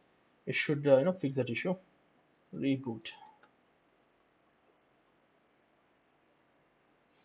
So one thing, what I observed in my experience is once you started using the terminal, right? Believe me, you will not touch the GUI. Everything will be terminal. Terminal is very easy, very straightforward, very fast.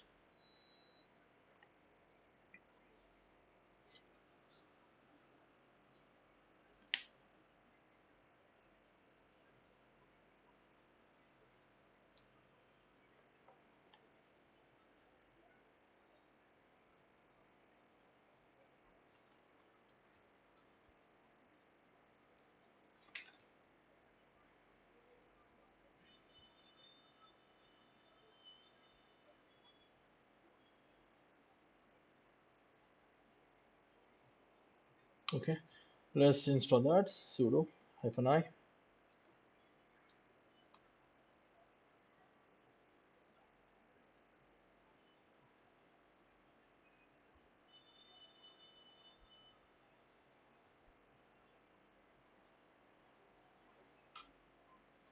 Okay, apt install htop.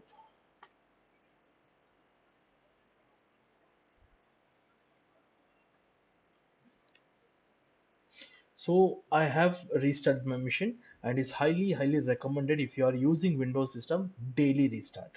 Linux don't require daily restart because Windows is keep on sending what the updates and everything. But restarting, if you restart your system, one of the advantages, if for example for some reason your system got infected without your knowledge or anything, so if you restart, all the processes will be again restart. So now stop is installed. Let's see htop. So see the same information but in a very readable format.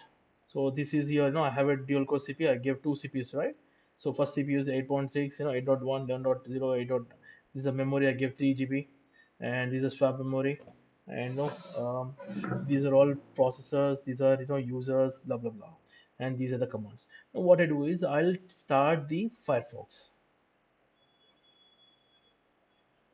Okay, can you see the Firefox is started by the user eagle, and the process ID is 222222. Now, how do I kill a process? So one of the command is let me show you this. So when do you use in what scenarios? When you are working with tools, right? Obviously, the tools are again software based on code. Some tools hang. They don't, say kind of. When you try to stop, it won't get stopped, but still, they keep on running. So in Windows, what you do is you press, Control Alt Delete or Task Manager. You right click, then you go to the, end task or end nested task kind of thing. But here in Linux, you have PS. It will give all the information. So I want to kill 2222. Not 2222. What is that?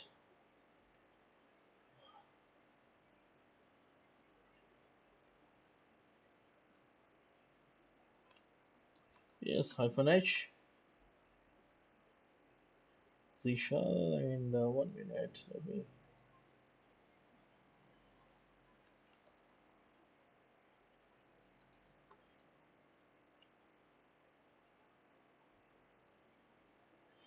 So let me kill this process ID, right? 2222. So what I do is PS kill 2222. That means again, do I need a root permissions?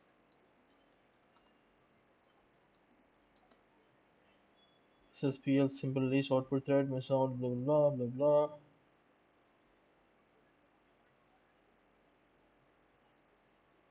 Okay.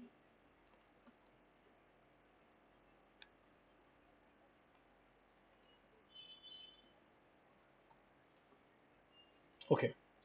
So I gave a switch called hyphen u and eagle is the username, and I'll see what are the things running with the eagle username. Can you guys check where is this Firefox?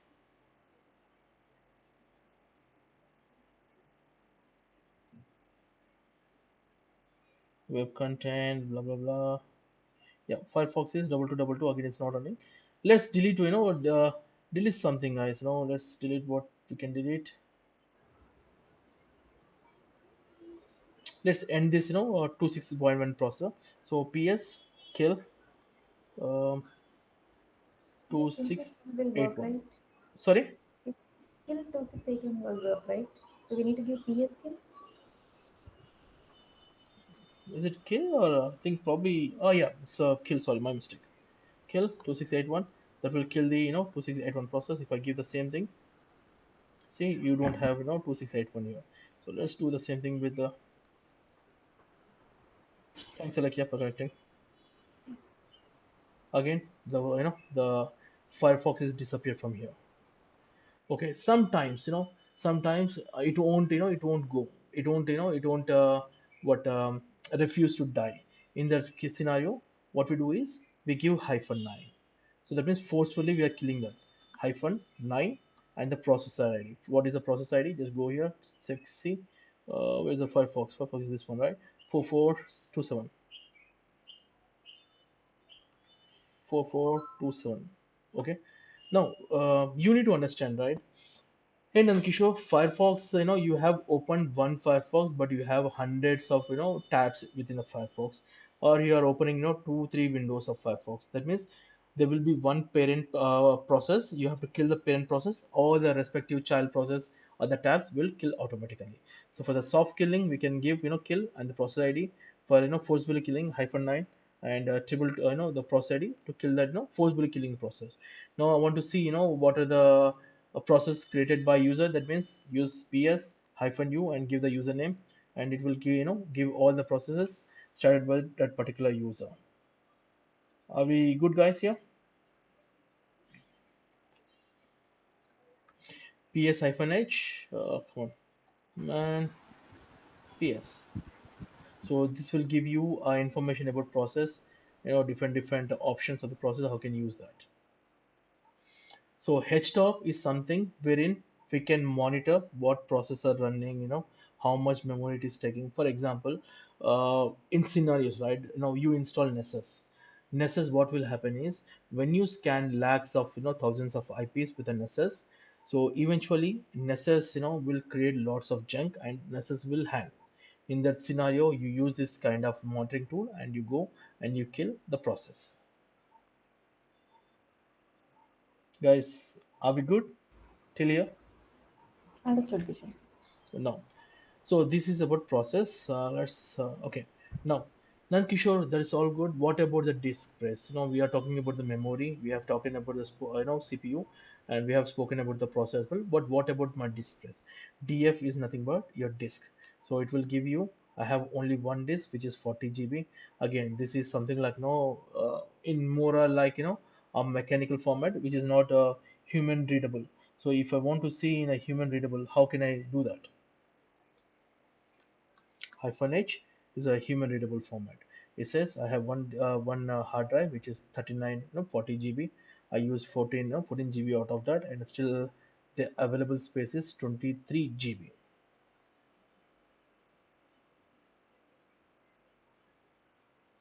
Hello. And these are the temporary files. But one of the good thing about say Ubuntu Linux, right? Ubuntu, we have a GUI version of disk management tool. It will show you what is my how much is data is stored in a particular drive, all those things. Let me check whether we have here. I really don't know, but let me check once. No, no disk utility.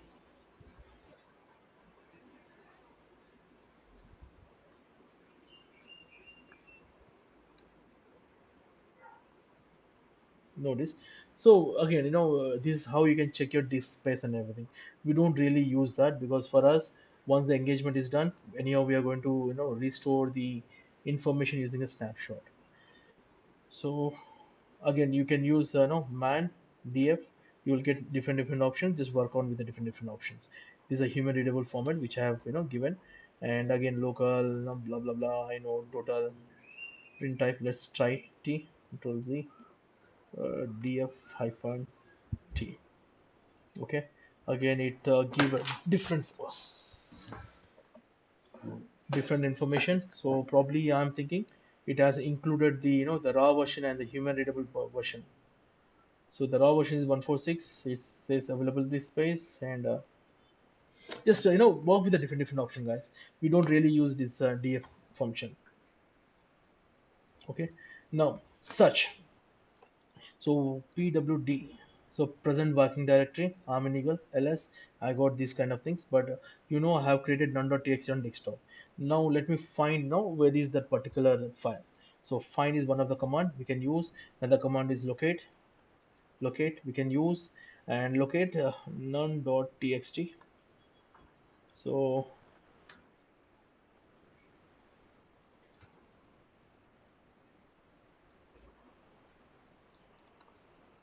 okay, find star hyphen name.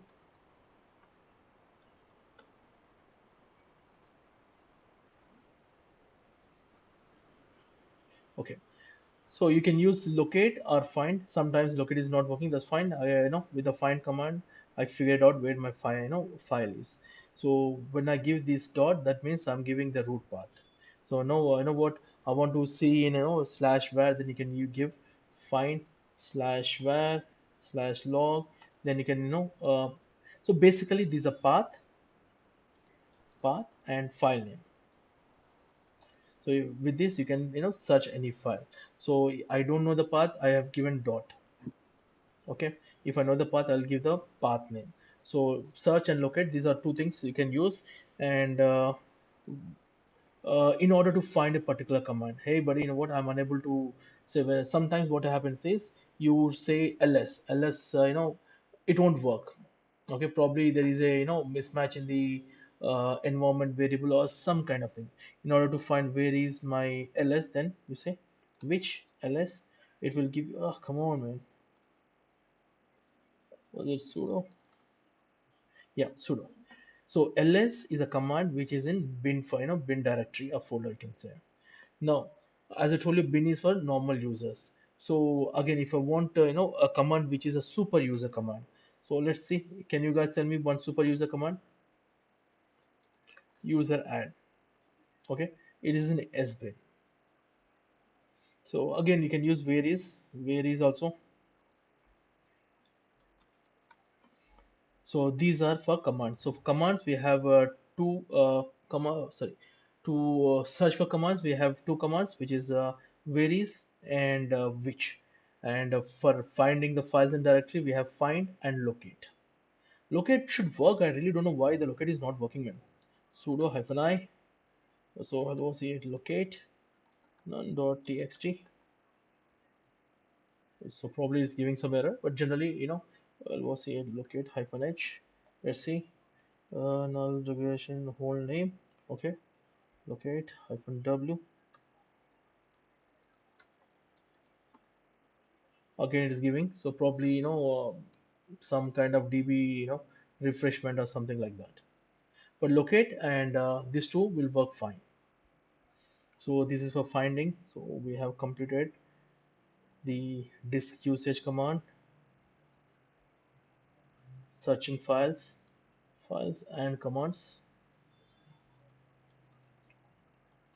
grep file and directory also done, basic commands done, this all done. So we are left with user sudo, these two, control x. Okay, assign a static ip,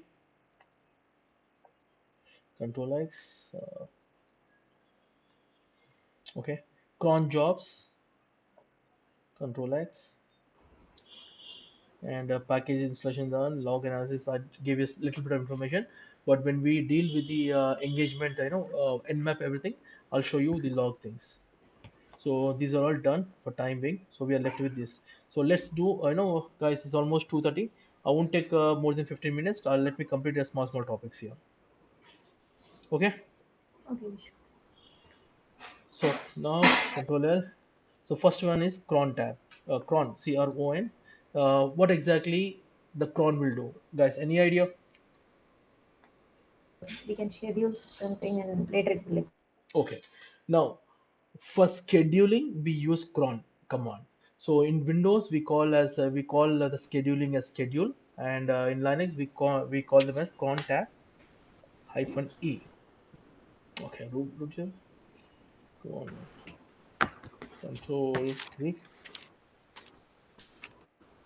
Okay, cron tab. Now if what is this? Select an option to change the data. Okay, cron tab. Yeah. These are cron, cron tab, and here you can schedule everything. Now you will be asking me, hey Nankisho, in a legitimate manner, what we can schedule? So that means we can schedule our backups. Okay. So again, for scheduling, let me write a notepad. It's very simple, guys. It's not a big thing. So let me delete this. So remember, we have star two, three, four, five. Five stars and the command. So if you want to take a backup, you can give a backup command. It's nothing but tar and give the path where to backup. No, what is the first star says? The first star says this is for the minutes. I think probably minutes. Okay. Second star, where is the star, man? Second star is for hours.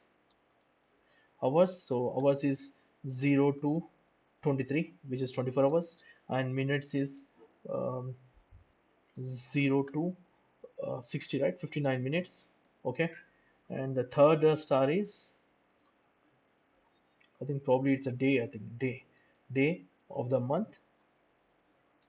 So this is nothing but 1 to 31. We have 31 days maximum. And fourth star is, I think it's a month. I think probably month. Uh, is it 1 to 12 or 0 to 11? I think probably 0 to 11. Okay. And the fifth one is day of the week. I think week, day of the week. So again, it's a 1 to 7 or 0 to 6. I'm not sure about this, but this is how say schedule a job. Now I want to schedule a job. Alekya, can you tell me one scenario, please? So today is what day? Today, Today is 25th, right? 25th 20. April.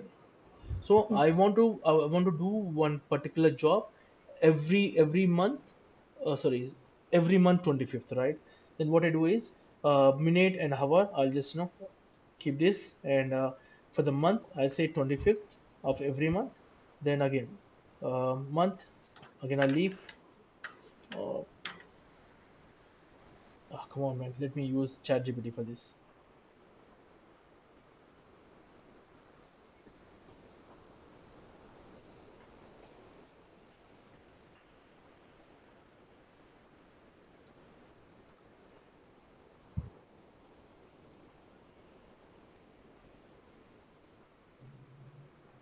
Response of just 1 minute. I don't want to give you the wrong information, guys. It's very, it's long been like, no, I've not scheduled any task in Linux. Chrome tab, example. Okay. So in legitimate way, we can back up, we can schedule a backup, and in an illegitimate way, whenever you want to do, say for example, you want to run a script which will, let me give you some scenarios. What happens in many of the companies, the network administrator, they write a script. Okay, if at all the company has removed them, so they write a script in such a manner, every Tuesday at 11 o'clock the server should restart. These kind of malicious things they will do, and they will write the script, and they will give extension as such, and they'll schedule in the cron tab. So this is how you can schedule a cron tab. So to run a script every month on 15th, at 8 p.m. So this is how they have given the command. Just copy this again. Just try, guys. I know it's been very long. I have not tried this cron tab. You can try. So generally there are five, five particular stars. Every star define one thing. So one star defines, give me 1 minute. Yeah, one star defines the minutes, hours, day of the month, and day of the week. And again, it will be 0 to 31 or 0 to 11 or 1 to 12. So just check and do on your own. Okay, Yeah, this Kishore. is about Okay. cron tab. It's a very small thing. We do only scheduling the job. And again, for malicious purpose, what we do is we run some script, malicious script, and the client will search for everything, but we forgot to search in the cron tab. We have automated some kind of activity, malicious activity. So that is about cron tab. So this is done. Assign a sudo one. Sudo one. If you see, for every activity, I'm giving sudo exit. Why exit is not working? Yeah, that's fine. So for every activity, I'm giving sudo, sudo, sudo. But in real time, I don't want to give sudo. Rather, Nankishore is not an admin, but I want to give him some admin privileges so that he can run some commands. In that case, I can go to the sudo file. And where is my sudo file? Let's see. Let's locate. sudo. What is it? Sudos. Oh, come on.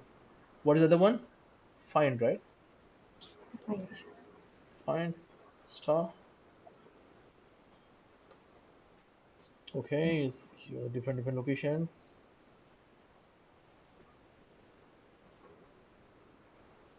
I don't have time for this thing, right?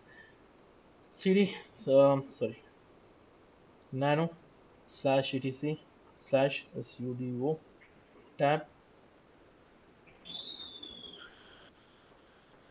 sudo ers sudos. So this is a file. Permission denier. Wait a minute. So this is a file wherein you can provide admin access for a particular user to run some commands or all commands. Okay, the syntax is like this.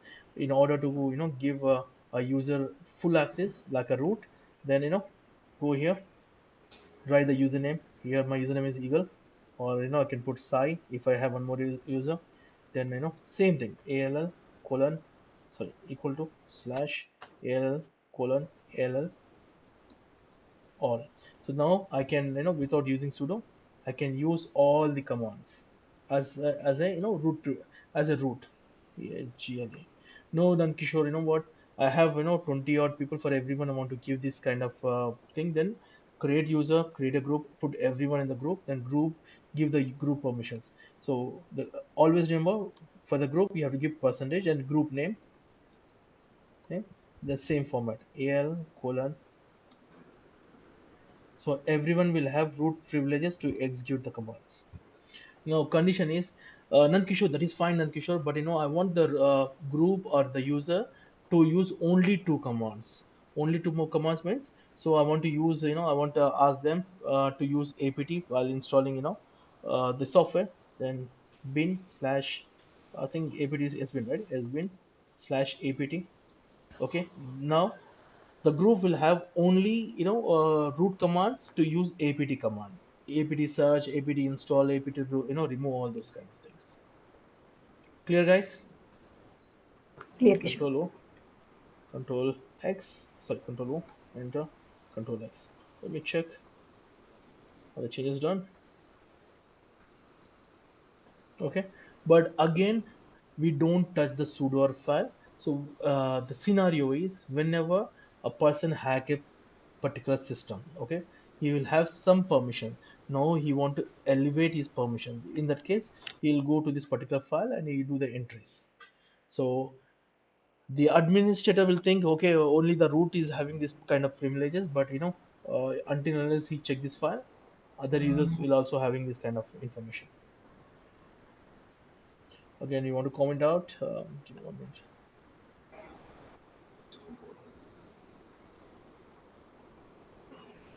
Comment. So again, I want to give anything. So comment. Control X. Yes, that's fine. So this is about sudo. So static IP.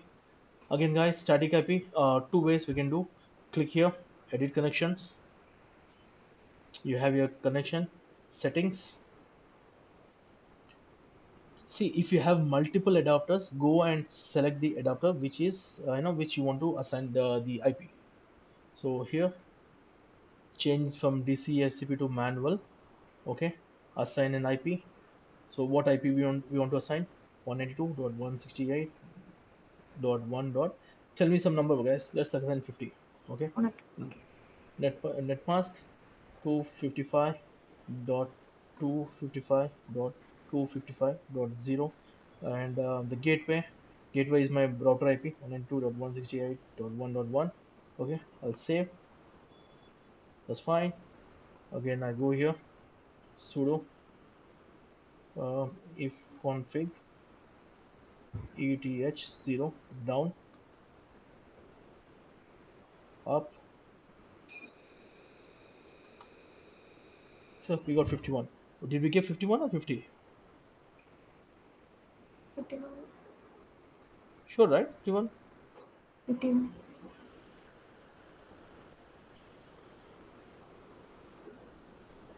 We get 50, but again, why we got 51?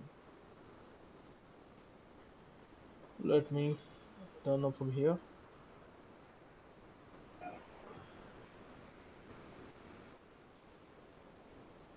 See, the IP is 51 now. Okay, it will take a little bit of time to reflect the IPs. So this is how you assign the static IP. No, Nankishore, I want to assign the static IP from the command prompt. Then we have ChatGPT. What is this? This is not the one, right?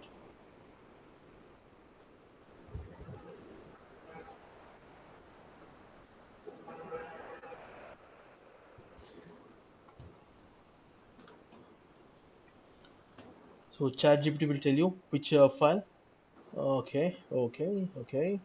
I don't want to get into all these things, so I'm not convinced with the answer. So I'll say stop, generate another one.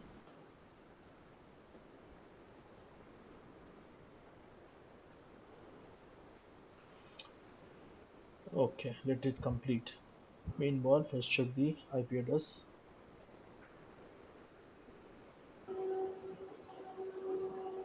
See, now we got the IP as 50. Earlier it was 51. So this is how you set the static IP. But let me change back to what DSCP address. The reason is I have given static IPs to some of my TVs. So I really don't know what TV I have given. But let me go with the DSCP. I'll remove this. Save. So within a few minutes, the IP address will restore. Let's go to the ChatGPT. Okay, let me regenerate one more time. So generally, if you want to assign a static IP, you play around with this file, etc network interface. In that, just copy and paste all these things. That's all you have to do, and your system will get a static IP. Got it, Kishore. Correct? So that's Yes. all about static IP. And what else? Sudo static cron job, and we are left with only this topic, control X, and this various servers, right? So guys, we'll be doing this part tomorrow sometime because I need to work as well. Clear? Once this is done, then you are free to use any of the security tools. For example, what we have Nmap or Metasploit or Wireshark, whatever you want to use, you can use. So that way you will know, like, where the commands are, how to install the software, different softwares, how to give permissions. For example, let me use this test SSL, right? Test SSL.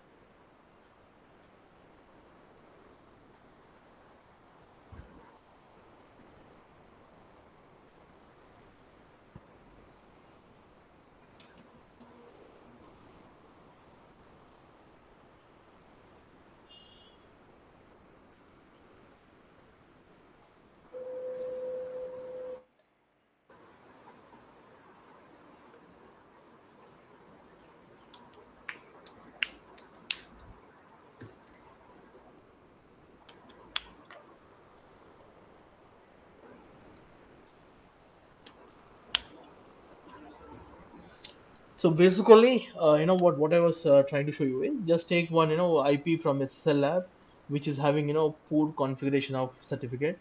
Then scan the certificate using test SSL. Download this from the internet. Okay, we have test SSL. The GZ. Untar that. I can use straight away the file. Copy paste in a notepad. Save it as test ssl.sh or some name.sh. Then you can work. So can we conclude for today? Yes. That's fine. Yes, Let sir. me stop recording.